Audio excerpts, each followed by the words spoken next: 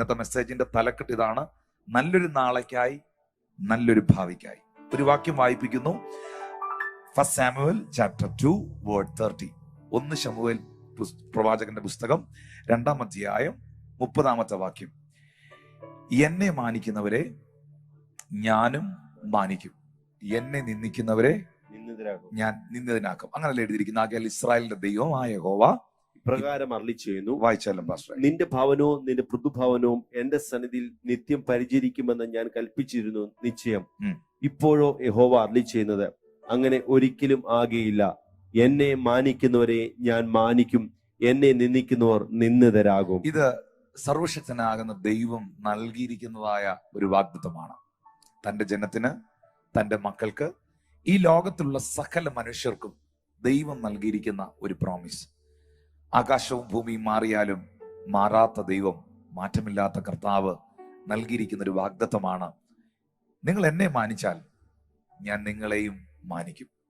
നല്ലൊരു ഭാവിക്കായി, നല്ലൊരു നാളേക്കായി നിങ്ങൾ ആഗ്രഹിക്കുന്നവരും കാംക്ഷിക്കുന്നവരുമാണെങ്കിൽ എന്നെ നിങ്ങളെ സംബന്ധിച്ച് വളരെ ഇമ്പോർട്ടൻ്റ് അല്ലേ ഈ വാക്യം? എന്നെ നിങ്ങളെ സംബന്ധിച്ച് വളരെ പ്രാധാന്യമുള്ളതല്ലേ ഈ സന്ദേശം? നല്ലൊരു നാളേക്കായി ഞാൻ ഏത് കോഴ്സാണ് എടുക്കേണ്ടത്? നല്ലൊരു ഭാവിക്കായി ഞാൻ ഏത് രാജ്യത്തിലേക്കാണ് യാത്ര ചെയ്യേണ്ടത്? നല്ലൊരു നാളേക്കായി പാസ്റ്റർ ഞാൻ എന്താണ് പഠിക്കേണ്ടത്? നല്ലൊരു നാളേക്കായി, നല്ലൊരു ഭാവിക്കായി ഞാൻ എവിടെയാണ് ഒരു ട്രെയിനിങ്ങിനായി കടന്നു പോകേണ്ടത്? അവരോട് എനിക്ക് പറയാനുള്ളൊരു സന്ദേശം, ഒരാലോചന: പഠിക്കുക, വളരുക, വായിക്കുക. ദൈവം നിങ്ങളെ അയക്കുന്നിടത്തെല്ലാം നിങ്ങൾ പോകുക. ദൈവം നിങ്ങൾക്ക് ഒരുക്കിയിരിക്കുന്ന നന്മകളെല്ലാം നിങ്ങൾ പ്രാപിക്കുക. പക്ഷെ ആകാശവും ഭൂമിയും മാറിയാലും മാറാത്ത വചനം, മാറ്റമില്ലാത്ത ദൈവം നമ്മെ അറിയിക്കുകയാണ്: നല്ലൊരു ഭാവിക്കായി, നല്ലൊരു നാളേക്കായി എന്നെ മാനിക്കുക, ഞാനും നിന്നെ മാനിക്കും. എന്നെ മാനിക്കുന്നവനെ ഞാൻ മാനിക്കും. പ്രിയപ്പെട്ടവരെ, മാനിക്കപ്പെടുക, ഓണർ ചെയ്യപ്പെടുക എന്ന് പറയുന്നത്, ഐ വിൽ ഓണർ. നിങ്ങളുടെ കമ്പനിയല്ല നിങ്ങളെ ഓണർ ചെയ്യാൻ പോകുന്നത്, നിങ്ങളുടെ സമൂഹമല്ല. ഒരുപക്ഷെ നിങ്ങളുടെ സമൂഹം നിങ്ങൾക്ക് തരുന്ന ഓണറും, നിങ്ങളുടെ സഹപ്രവർത്തകർ നിങ്ങൾക്ക് തരുന്ന ബഹുമാനവും, നിങ്ങൾ അനുഭവിക്കുന്ന നന്മകളൊക്കെയും ഒരുപക്ഷെ കർത്താവിനെ മാനിച്ചതുകൊണ്ടും കർത്താവിനെ സ്നേഹിച്ചതുകൊണ്ടും നിങ്ങൾക്ക് ദൈവം തരുന്ന അനുഭവങ്ങളായിരിക്കാം. എന്നാൽ സർവോപരിയായിട്ട് നല്ലൊരു നാളേക്കായി, നല്ലൊരു ഭാവിക്കായി ഹൃദയത്തിനകത്ത് ഉറപ്പിച്ചോണം: എൻ്റെ ദൈവത്തെ ഞാൻ മാനിച്ചാൽ, അവന്റെ വചനത്തെ ഞാൻ മാനിച്ചാൽ, ഈ വാഗ്ദത്തം ചെയ്ത കർത്താവ് വാക്ക് മാറുകയില്ല. എൻ്റെ ദൈവം എന്നെ മാനിക്കും. എൻ്റെ അപ്പനപ്പന്മാരുടെ ജീവിതം, എൻ്റെ പിതാവിൻ്റെ സഹോദരന്മാരുടെ ജീവിതം, എൻ്റെ പിതാവിൻ്റെ സഹോദരിമാരുടെ ജീവിതം, എൻ്റെ അമ്മ വഴിക്കാരുടെ ജീവിതം, എൻ്റെ കുടുംബക്കാരെല്ലാം തകർച്ചയിലാണ്. ശാപം പിടിച്ച തകർന്നൊരു വീട്ടിലാണ് ഞാൻ ജനിച്ചത്. പ്രായമായി വന്നപ്പോൾ, പക്വതയായി വന്നപ്പോൾ, ഒരു 17-18 വയസ്സൊക്കെ ആയി കഴിഞ്ഞപ്പോൾ, തിരിച്ചറിവുകൾ ഉണ്ടായപ്പോൾ, പല സാഹചര്യങ്ങളും ഞാൻ മനസ്സിലാക്കാൻ തുടങ്ങി. ഈ വീട്ടിൽ ഒരുത്തിനും രക്ഷപ്പെടുകയില്ല, ഈ വീട്ടിൽ ഒരുത്തിനും നന്മയുണ്ടാകുകയില്ല. എൻ്റെ അപ്പന്റെ വഴിക്കാരെ നോക്കൂ, എൻ്റെ അമ്മ വഴിക്കാരെ നോക്കൂ, എൻ്റെ കുടുംബക്കാരെ നോക്കൂ, ആരാണ് ഗതി പിടിച്ചിട്ടുള്ളത് എന്നൊക്കെ പല പല ചിന്തകൾ ചെറുപ്പക്കാരി, സഹോദര, സഹോദരി, ദൈവം ഇതിലെ നിന്റെ ഹൃദയത്തിൽ വാദിക്കുന്നുണ്ടെങ്കിൽ, നിന്റെ കുടുംബത്തിന്റെ ചരിത്ര പശ്ചാത്തലങ്ങൾ, നിന്റെ ജീവിതത്തിന്റെ ചരിത്ര പശ്ചാത്തലങ്ങൾ എത്ര പരാജയപ്പെട്ടതാണെങ്കിലും, എത്ര പഴക്കം ചെന്നതാണെങ്കിലും, എത്ര ശാപഗ്രസ്തമാണെങ്കിലും, മാറ്റമില്ലാത്ത വചനത്തിൽ മാറാത്ത ദൈവം നിന്നോട് പറയുന്നു: എന്നെ ഒന്ന് മാനിച്ചു നോക്ക്. സർവശക്തനായ ദൈവം പറയുന്നു: എൻ്റെ വചനത്തെ നീ ഒന്ന് അനുസരിച്ചു നോക്ക്.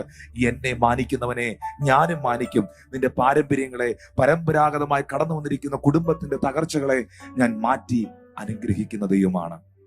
അപ്പൊ നല്ലൊരു ഭാവിക്കായി, നല്ലൊരു നാളേക്കായി ഒന്നാമത് എന്താണ് ചെയ്യേണ്ടത്? ദൈവത്തെ മാനിക്കുക. അപ്പൊ ദൈവത്തെ മാനിക്കുക എന്ന് പറയുന്നത് എങ്ങനെയാണ് അത് യാഥാർത്ഥ്യമാകുന്നത്? നമുക്കറിയാം, ആവർത്തന പുസ്തകം, വിശുദ്ധ ബൈബിളിൽ മോശയ്ക്ക് ദൈവം കൊടുത്ത പഞ്ചഗ്രന്ഥങ്ങൾ, ഉൽപ്പത്തി, പുറപ്പാട്, ലേവ്യ, സംഖ്യ, ആവർത്തനം, ഈ 5 ഗ്രന്ഥങ്ങളിൽ, ഈ തോറയിൽ അതിപ്രധാനപ്പെട്ട ചില കാര്യങ്ങൾ പരിശുദ്ധാത്മാവ് പരാമർശിച്ചിരിക്കുന്ന, ദൈവം ഇടപെട്ടിരിക്കുന്ന പുസ്തകമാണ് ഡ്യൂട്രോണമി, ആവർത്തന പുസ്തകം. അതിന് 28-ാമത്തെ അധ്യായത്തിന്റെ 1 മുതലുള്ള ഭാഗങ്ങൾ ദൈവദാസൻ വായിക്കുന്നത് ഒന്ന് ശ്രദ്ധിച്ചു കേട്ടെ.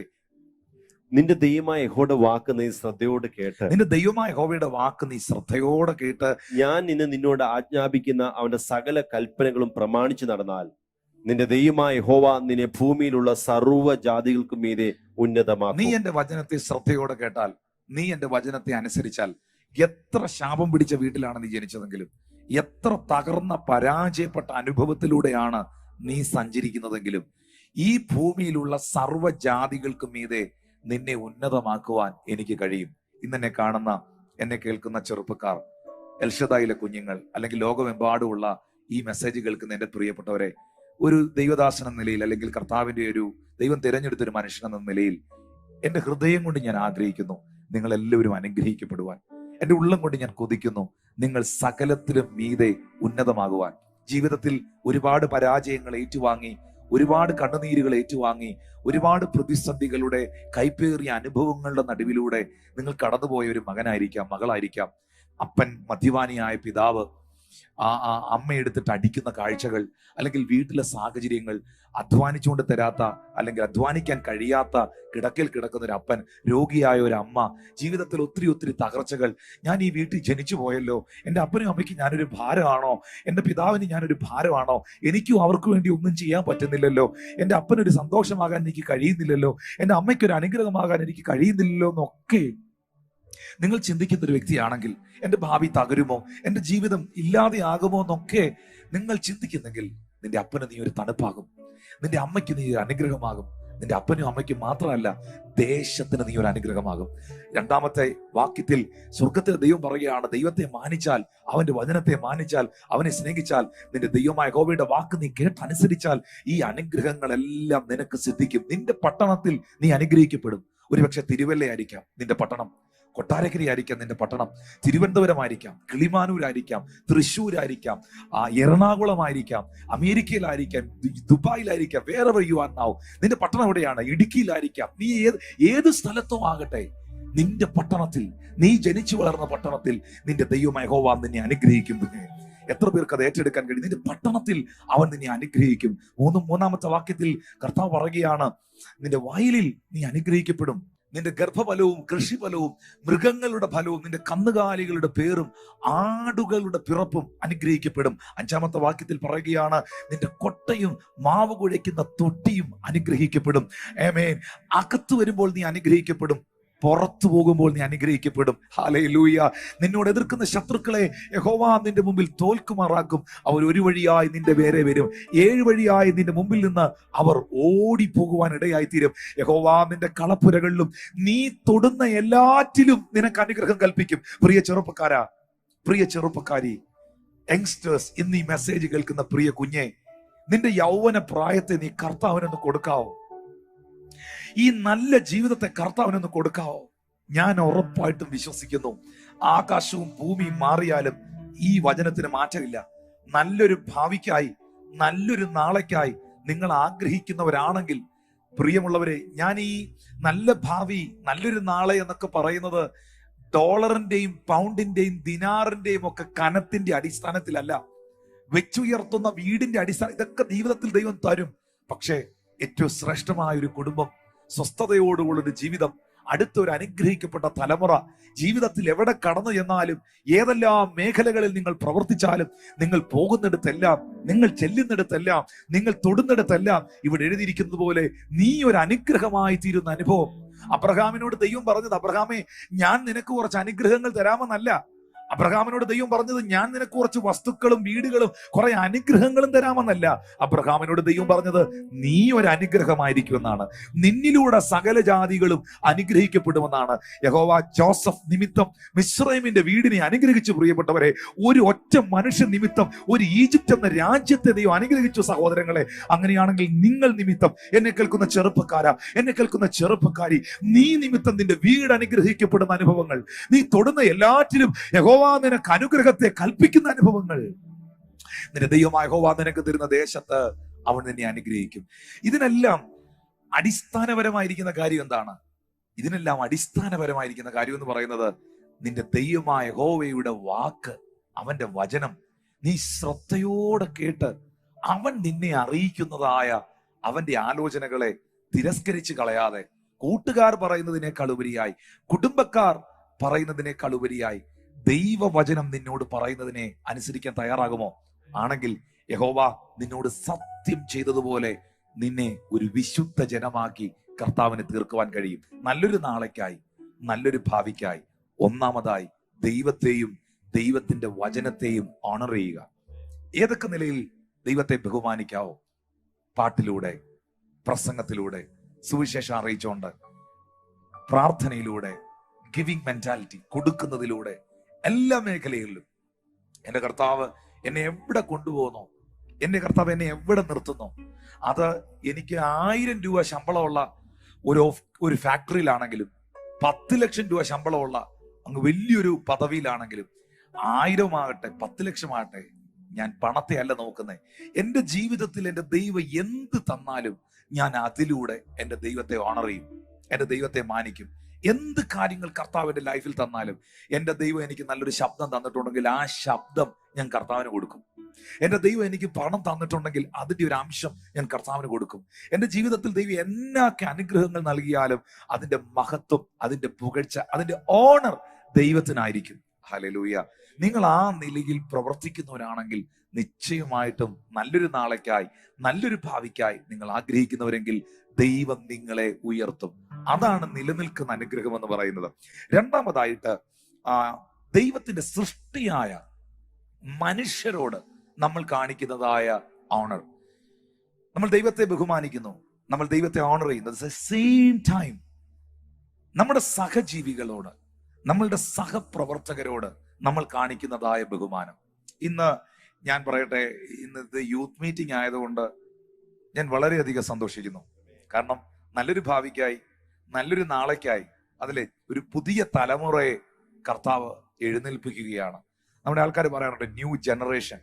സത്യത്തിൽ ന്യൂ ജനറേഷൻ എന്ന് പറയുന്നത് that is A blessing. New generation is A blessing. കാരണം നെക്സ്റ്റ് ഒരു ജനറേഷൻ ഇല്ലാതെ കർത്താവിന്റെ രാജ്യം എങ്ങനെയാണ് എസ്റ്റാബ്ലിഷ് ചെയ്യപ്പെടുന്നത്? നമുക്ക് പിറകെയുള്ള ജനറേഷനായി, നമ്മുടെ പിതാക്കന്മാർക്കായി നാം ദൈവത്തെ സ്തുതിക്കുന്നു, നാം അവരെ ഓണർ ചെയ്യുന്നു, അവരെ ഓർത്ത് ദൈവത്തിന് സ്തോത്രം ചെയ്യുന്നു. പക്ഷേ ഇന്നെ കാണുന്ന ഈ തലമുറയോട് കർത്താവ് പറയുന്നു, ഒന്ന് ദൈവത്തെയും ദൈവത്തിന്റെ വചനത്തെയും നിങ്ങൾ ബഹുമാനിക്കുക, നിങ്ങളുടെ അനുഗ്രഹത്തിനായി, നല്ലൊരു നാളേക്കായി. രണ്ട്, ദൈവത്തിന്റെ സൃഷ്ടിയായ മനുഷ്യനോട് നാം കാണിക്കുന്നതായ സ്നേഹവും ബഹുമാനം. ഇന്ന് ആത്മീയ ലോകത്തില്, സ്പിരിച്വൽ വേൾഡില് നമുക്കറിയാം, പാടുന്നവരൊത്തിരി ഉണ്ട്, പ്രസംഗിക്കുന്നവരൊത്തിരി ഉണ്ട്, പ്രവചിക്കുന്നവരുണ്ട്, ഹീലിംഗ് മിനിസ്ട്രി ചെയ്യുന്നവരുണ്ട്, നല്ല ടാലന്റുകൾ, കീബോർഡ് പ്ലേ ചെയ്യുന്നവർ, വയലിൻ വായിക്കുന്നവർ, ഡ്രംസ് വായിക്കുന്നവർ, ഫ്ലൂട്ട് വായിക്കുന്നവര്, ഗിറ്റാർ വായിക്കുന്നവര്, ബേസും ലീഡും ഒക്കെ വായിക്കുന്നവർ, ഒത്തിരി ഹൈലി ടാലന്റഡ് ആയിട്ടുള്ള ഒത്തിരി പേര് ആത്മീയ ലോകത്തിൽ നിന്നുണ്ട്. സെക്യുലർ ഫീൽഡിൽ ഉള്ളതുപോലെ തന്നെ സ്പിരിച്വൽ ഫീൽഡിലും അതിശക്തമായ ബ്ലസ്ഡ് ആയിട്ടുള്ള ഒത്തിരി ആൾക്കാരുണ്ട്. അപ്പം എല്ലാം കൊണ്ടും അനുഗ്രഹപ്രദമായ നിലയിൽ, അല്ലെങ്കിൽ ഒരു നിറവിൽ നിൽക്കുകയാണ് എല്ലാ മേഖലകളും. കൺവെൻഷൻ നടക്കുന്നു, മീറ്റിംഗ് നടക്കുന്നു, ഉപവാസ പ്രാർത്ഥന നടക്കുന്നു. എത്ര മലയാളക്കരയിൽ തന്നെ നമുക്ക് എത്ര നല്ല പ്രസംഗകരാവുള്ളേ, എത്ര അനുഗ്രഹീതരായ പ്രവാചകരാവുള്ളേ, എത്ര അനുഗ്രഹീതരായ പാട്ടുകാരാവുള്ളേ. പക്ഷെ എവിടെയോ ഒരു ഷോർട്ടേജ് ഒരു വിഷയത്തിൽ. ഇന്നത്തെ കാലഘട്ടത്തിൽ അനുഗ്രഹിക്കപ്പെടുവാൻ അല്ലെങ്കിൽ നന്മകൾ ഉണ്ടാകുവാൻ തടസ്സമായി നിൽക്കുന്ന ഒരു പ്രതിസന്ധിയുണ്ട്. അത് പലപ്പോഴും പലരും ശ്രദ്ധിക്കുന്നില്ല. പാട്ട് നടക്കുന്നു, പ്രസംഗം നടക്കുന്നു, പ്രവചനം നടക്കുന്നു, ഹീലിംഗ് മിനിസ്ട്രി നടക്കുന്നു. അതുകൊണ്ട് ഇന്ന് രാത്രിയിൽ നമ്മുടെ യൂത്ത് മീറ്റിംഗ് നടന്നുകൊണ്ടിരിക്കുക. പക്ഷേ നഷ്ടപ്പെട്ടുകൊണ്ടിരിക്കുന്നതായ പരസ്പരം കൊടുക്കുന്ന ഒരു സ്നേഹം, പരസ്പരം കൊടുക്കുന്ന ഒരു ബഹുമാനം, അങ്ങോട്ടും ഇങ്ങോട്ടും കാണിക്കുന്ന ഒരു സ്നേഹവും ബഹുമാനവും ഐക്യതയും ഒക്കെ പലയിടത്തുനിന്നും ഇന്ന് അന്യപ്പെട്ടുകൊണ്ടിരിക്കുകയാണ്. പക്ഷെ നല്ലൊരു നാളേക്കായി, നല്ലൊരു ഭാവിക്കായി ആഗ്രഹിക്കുന്ന ചെറുപ്പക്കാരോട് ഞാൻ പറയട്ടെ, ഒരിക്കലും നിങ്ങൾ ആ കൂട്ടത്തിൽ പെട്ടുപോകരുത്. ആ ട്രെൻഡിൽ, നിങ്ങളുടെ ഭാഷ ഞാൻ പറയാം, ആ ട്രെൻഡിനകത്ത് എല്ലാരെയും കളിയാക്കുക, എല്ലാരെയും പരിഹസിക്കുക, ദൈവത്തെ ദൂഷിക്കുക, ട്രോളുകൾ ഉണ്ടാക്കുക, മറ്റൊരുത്തനെ തകർക്കാൻ ശ്രമിക്കുക. ഹല്ലേലൂയ. നമ്മുടെ സഹപ്രവർത്തകരോട് ബഹുമാനം ഇല്ലാതെ പെരുമാറുക, മാതാപിതാക്കളെ ഡിസോണർ ചെയ്യുക. അങ്ങനെ നിൽക്കുന്ന ട്രെൻഡിനകത്ത് ഒരിക്കലും നിങ്ങൾ വീണു പോകരുത്. കാരണം ദൈവവചനം കാലഘട്ടത്തിനൊത്ത്, സമയത്തിനൊത്ത്, സാഹചര്യത്തിനൊത്ത് മാറുന്നതല്ല. ബൈബിളിനകത്ത് ഇതാ ഒരു പുതിയ ട്രെൻഡ് വന്നിരിക്കുന്നു. അങ്ങനെ ഒരു ട്രെൻഡ് ഇല്ല. കഴിഞ്ഞ ഏകദേശം 2000 വർഷത്തിലധികമായിട്ട് ഇതിനൊറ്റ ട്രെൻഡേ ഉള്ളൂ. ആ ട്രെൻഡിൽ തന്നെയാണ് ഇപ്പോഴും ഇത് നിൽക്കുന്നത്. ആകാശവും ഭൂമിയും മാറിയാൽ ഈ പുസ്തകം മാറുന്നില്ല. ഇപ്പൊ ഒരു മൂവി സക്സസ് ആയി കഴിഞ്ഞാൽ അതിന്റെ പാർട്ട് 2, പാർട്ട് 3 ഒക്കെ ഇറങ്ങും. ഒരാൾ എഴുതിയ ഒരു പുസ്തകം ഒരു 1 മില്യൺ എബോവ് അത് സോൾഡ് ഔട്ട് ആയി കഴിഞ്ഞാൽ, അത് വിൽക്കപ്പെട്ട് കഴിഞ്ഞാൽ അതിന്റെ ഉടനെ പുള്ളി അതിന്റെ പാർട്ട് 2 പുസ്തകം ഇറക്കും. ഹല്ലേലൂയ. എന്നിട്ട് അതിന്റെ മേളിൽ എഴുതി വെക്കും, ഇത് 1 മില്യൺ ആൾക്കാർ വായിച്ചതാണ് ഇതിന്റെ മറ്റേ പുസ്തകം, അതിന്റെ 2ാം പാർട്ടാണ്. പക്ഷെ ഇതുവരെ ഒരു സെക്കൻഡ് പാർട്ട് ഇറങ്ങിയിട്ടില്ലാത്ത ഒരേ ഒരു പുസ്തകം ഉണ്ടെങ്കിൽ, ഇതുവരെ ഒരു 2ാം പാർട്ട് ഇറങ്ങിയിട്ടില്ലാത്ത സക്സസ് ആയ ഒരു പുസ്തകം ഉണ്ടെങ്കിൽ, ഒരു ചരിത്രം ഉണ്ടെങ്കിൽ, അത് ദൈവത്തിന്റെ വചനം മാത്രമാണ്. The word of God never change. ദൈവവചനത്തിന് ഒരിക്കലും മാറ്റമില്ല പ്രിയപ്പെട്ടവരെ. നമ്മുടെ സഹപ്രവർത്തകരെ, നമ്മുടെ സഹജീവികളെ നാം ബഹുമാനിക്കുന്നവരാകുക. ഞാൻ ഇത് സംസാരിക്കുന്നത് ചെറുപ്പക്കാരോടാണ്, നല്ലൊരു നാളേക്കായി, നല്ലൊരു ഭാവിക്കായി. റോമർക്കെഴുതിയ ലേഖനം 12ാം അധ്യായം അതിന്റെ 9, 10, 11 വാക്യങ്ങൾ ഞാനൊന്ന് വായിക്കുകയാണ്. റോമർ 12ന്റെ 9, 10, 11 വാക്യങ്ങൾ. സ്നേഹം നിർവ്യാജ്യമായിരിക്കട്ടെ. ചെറുപ്പക്കാരെ, നിങ്ങളെങ്കിലും ഇതൊന്ന് എടുക്കണേ. ഞാൻ ഇത് അമ്മച്ചിമാരോടും അപ്പച്ചന്മാരോടൊക്കെ ഒത്തിരി പ്രസംഗിച്ചിട്ടുണ്ട്. ഞാനിത് ഒരുപാട് TV പ്രോഗ്രാമുകളിൽ പറഞ്ഞിട്ടുണ്ട്, ഷോർട്ട് മെസ്സേജുകൾ ഇറക്കിയിട്ടുണ്ട്. ആരേലും ഒന്ന് ഇതൊന്ന് എടുക്കണേ പ്ലീസ്. സ്നേഹം നിർവ്യാജിയായിരിക്കട്ടെ. കാരണം ഇന്നത്തെ എല്ലാ സ്നേഹത്തിനകത്തും മായമുണ്ട്, കലർപ്പുണ്ട്, അഴുക്കുണ്ട്. വ്യാജ സ്നേഹങ്ങൾ കൊണ്ട് ഇന്ന് ലോകം നിറഞ്ഞിരിക്കുകയാണ്. സത്യമാണ് ഞാൻ ഈ പറയുന്നത്. വ്യാജ സ്നേഹങ്ങൾ ഒത്തിരി നമ്മൾ ലോകത്ത് കാണുന്നുണ്ട്. പക്ഷെ അതിന്റെ നടുവിൽ സിൻസിയറായിട്ട്, നിർവ്യാജമായിട്ട്, പറ്റിക്കട്ടെ, കളിപ്പിക്കുന്നെങ്കിൽ കളിപ്പിച്ചുകൊണ്ട് പോട്ടെ. Price the Lord. നമ്മളെ ഒത്തിരി, എൻ്റെ ജീവിതത്തിൽ ഞാൻ പറയുന്ന ഒരു കാര്യം, നമ്മൾ വളരെ സ്നേഹിച്ച് കരുതി കൂടെ നിന്ന് എല്ലാം ആക്കി പലരെയും നമ്മൾ തീർക്കും. പക്ഷെ അവർ നമ്മളെ മറന്നേക്കാം, അവർ നമ്മളെ ഉപേക്ഷിച്ചേക്കാം, അവർ നമ്മളെ കളിയാക്കിയേക്കാം, അവർ നാളെ നമുക്ക് എതിരായേക്കാം എന്ന് കരുതി എനിക്ക് നാളെ വേറെ ആളെ സ്നേഹിക്കാതിരിക്കാൻ പറ്റുമോ? എനിക്ക് നാളെ ഒരാളെ കരുതാതിരിക്കാൻ പറ്റുമോ? കാരണം സ്നേഹം ദൈവത്തിൽ നിന്ന് വരുന്നു എന്ന് എഴുതിയിരിക്കുന്നേ. സ്നേഹിക്കാൻ ദൈവത്തിന് മാത്രമേ കഴിയൂ. നമ്മൾ ഒരാൾക്ക് കൊടുത്ത ആൾ നമ്മളെ പറ്റിച്ചുകൊണ്ട് പോയി, ആ നന്മ നമുക്ക് കിട്ടിയില്ല. ഇനി മേലാൽ ഒരുത്തനും ഒരു സാധനം ഞാൻ കൊടുക്കുകയില്ല. നമ്മൾ അന്നേരം പറയുമെങ്കിലും, നിങ്ങളൊരു ദൈവവേദലാണെങ്കിൽ, നിങ്ങൾ കർത്താവിന്റെ ഒരു മകനാണെങ്കിൽ, മകളാണെങ്കിൽ, നമ്മൾ അങ്ങനെയൊക്കെ തീരുമാനം എടുത്താലും നമ്മൾ നാളെ കൊടുക്കുന്നേ. നാളെ നമ്മൾ എടുത്തു കൊടുക്കും. കാരണം അത് giving is the nature of God. ദൈവസ്നേഹം അകത്തുള്ളവൻ ഒരിക്കലും ജഡീകനാകാൻ പറ്റുകയില്ല. ദൈവസ്നേഹം അകത്തുള്ളവൻ ഒരിക്കലും തെറ്റായ ഒരു ഡിസിഷൻ എടുക്കാൻ പറ്റുകയില്ല. അവൻ എപ്പോഴും ഒരു ഡിസിഷൻ എടുത്താൽ അത് വേർഡ് ഓഫ് ഗോഡിൽ ബേസ് ചെയ്തായിരിക്കും അവൻ എടുക്കുന്നത്. അതുകൊണ്ട് എനിക്ക് എൻ്റെ പ്രിയപ്പെട്ടവരോട്, ഒരു ചെറുപ്പക്കാരനെങ്കിലും ഇതൊന്ന് എടുക്കണം. സ്നേഹം നിർവ്യാജമായിരിക്കണം. അത് കോളേജിൽ പഠിക്കുന്ന പെങ്കൊച്ചിനോടല്ല ഞാൻ ഈ പറയുന്നത്. ഞാൻ ഈ പറയുന്നത് മനസ്സിലാവുന്നുണ്ടോ? പാസ്റ്റർ, ഞാൻ ഇന്ന് ദൂത ഞാൻ എടുക്കുകയാണേ. അപ്പം ഞാൻ പറയുന്നത് ആ നിലകളിലുള്ളൊരു കാര്യമല്ല. സ്നേഹം, എൻ്റെ സ്നേഹം നൂതൽ. ഞാൻ എല്ലാവരോടും, നിങ്ങളുടെ അധ്യാപകരോട്, നിങ്ങളുടെ മാതാപിതാക്കളോട്, നിങ്ങളുടെ സഹോദരങ്ങളോട്, നിങ്ങളുടെ സഹപ്രവർത്തകരോട്, നിങ്ങളുടെ സഭയിൽ വരുന്നവരോട്, ഹല്ലേലൂയ, നിങ്ങൾ ആരെയൊക്കെ പരിചയപ്പെട്ടിട്ടുണ്ടോ? നിങ്ങൾ ഒരാളെ മുഖത്ത് നോക്കി ചിരിച്ചിട്ടുണ്ടെങ്കിൽ ആ ചിരി ഒറിജിനൽ ആയിരിക്കണം. ഈ ഒന്ന് നോക്കി മുഖത്ത് നോക്കി ചിരിച്ചിട്ട് അങ്ങോട്ട് മാറി പല്ല് കടിക്കുന്നവരാകാതെ, ആവശ്യമില്ലാത്ത കാര്യം പറയുന്നവരാകാതെ. ഇപ്പൊ നിങ്ങൾക്ക് എന്തെങ്കിലും ഒരാളോട് ബുദ്ധിമുട്ടുണ്ടെങ്കിൽ, എൻ്റെ ഒരു റിക്വസ്റ്റാണ് പറയുന്നത്. പലപ്പോഴും ഞാൻ അങ്ങനെയാണ്. നിങ്ങൾക്ക് ആരോടെങ്കിലും ബുദ്ധിമുട്ടുണ്ടെങ്കിൽ ചിരിക്കാതിരിക്കുക. അവരൊന്ന് ചോദിക്കും, പാസ്റ്ററിന് എന്നോട് എന്തെങ്കിലും ഉണ്ടോ? ഉണ്ട്. ഞാൻ അന്നേരം പറയും, ഉണ്ട്, നിന്നോട് ഇങ്ങനെ ഉണ്ട്. ഞാൻ ചിരിക്കുകയല്ല അങ്ങനെ എന്തെങ്കിലും ഉണ്ടെങ്കിൽ. പക്ഷെ ഞാൻ മുഖത്ത് നോക്കി ഒരാളുടെ ചിരിച്ചിട്ട് അങ്ങോട്ട് മാറിയെന്ന് നിനക്ക് ഞാൻ വെച്ചിട്ടുണ്ടാ എന്ന് പറയാറില്ല. അങ്ങനെയാകരുത്. ഈ പ്രാർത്ഥനയും ദൈവത്തോടുള്ള ബന്ധവും അടുപ്പങ്ങളും ഒന്നും ഒരിക്കലും വ്യാജമാകരുത്. സത്യം പറഞ്ഞാൽ അതൊരു കളിപ്പിക്കൽ പ്രസ്ഥാനമാണ്. ഞാൻ ഈ പറയുന്നത് എന്നാന്ന് മനസ്സിലാവുന്നുണ്ടോ? നമ്മൾ ഒരാളെ നോക്കി മനസ്സിൽ ഉള്ളത്തിൽ ചിലത് വെച്ച് ചിരിച്ചു കാണിച്ച് കൈ കൊടുത്തിട്ട് അങ്ങോട്ട് മാറിയെന്ന് ആവശ്യത പറഞ്ഞത്. നിങ്ങൾക്ക് ഒരു വിഷമം ഉണ്ടെങ്കിൽ അത് പ്രകടമാകട്ടെ, അതിനകത്ത് കുഴപ്പമൊന്നുമില്ല. പക്ഷെ പ്രകടമാക്കാതിരിക്കാൻ ശ്രമിക്കണം. അത് കർത്താവിന്റെ സന്നിധിയിൽ തീർത്തേച്ച് വേണം ആ വ്യക്തിയുടെ അടുക്കൽ വരാൻ. കർത്താവെ, ഞാൻ മറ്റേ പുള്ളി ഇന്ന് ഞാൻ അവിടെ വെച്ച് കാണുന്നുണ്ട്, ഞാൻ ഇന്ന് കോളേജിൽ പോകുന്നുണ്ട്, ഞാൻ ഇന്ന് ചർച്ചിൽ പോകുന്നുണ്ട്, ഉറപ്പായിട്ട് ഇന്ന് അവനെ കാണാനുള്ള സാധ്യതകൾ എൻ്റെ മുമ്പിലുണ്ട്. എൻ്റെ പൊന്നു ദൈവമേ, എൻ്റെ മനസ്സിൽ അവനോട് വല്ലാത്ത പ്രയാസമുണ്ട്. കർത്താവെ, ആ വേദന ഞാൻ നിനക്ക് തരികയാണ്, ക്ഷമ ഞാൻ ആ വ്യക്തിക്ക് കൊടുക്കുകയാണ്, ആ ഫൊർഗീവ്നെസ്, ആ ക്ഷമ ഞാൻ ആ വ്യക്തിക്ക് കൊടുക്കുകയാണ്.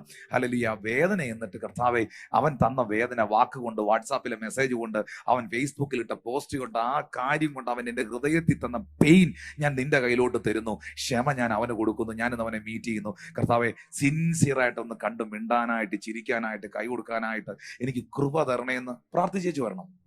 അല്ലാതെ ഉള്ളത്തി വെച്ച് കൈ കൊടുക്കരുത്. അങ്ങനെയുള്ളവർ വളരെയധികം വർദ്ധിക്കുകയാണ്. ഇലക്ഷൻ വെച്ചാൽ അവരെ ജയിക്കുകയുള്ളൂ. അതുപോലെ വർദ്ധിച്ചു വരികയാണ്. Price the Lord. അങ്ങനെ ഒരു സാഹചര്യത്തിലേക്ക് ലോകം പോയിക്കൊണ്ടിരിക്കുകയാണ്. അതിന്റെ നടുവിൽ നിങ്ങളുടെ സ്നേഹം, ബൈബിൾ പറയുന്നു, നിർവ്യാജമായിരിക്കട്ടെ. ഈ പത്രോസ് കർത്താവിന്റെ അടുക്കൽ വന്നിട്ട് ചോദിച്ചു, കർത്താവെ, സഹോദരൻ എന്നോട് പിഴച്ചാൽ ഞാൻ അവനോട് എത്ര വട്ടം ക്ഷമിക്കണം? 7 വട്ടം ക്ഷമിച്ചാൽ മതിയോ? അപ്പോ 7 വട്ടം ക്ഷമിച്ചാൽ മതിയോ നീ പുള്ളി ചോദിച്ചത്? എവിടെയോ കുഴപ്പം ഒപ്പിച്ചിട്ടാണെന്ന് എനിക്ക് അറിയത്തില്ല കേട്ടോ.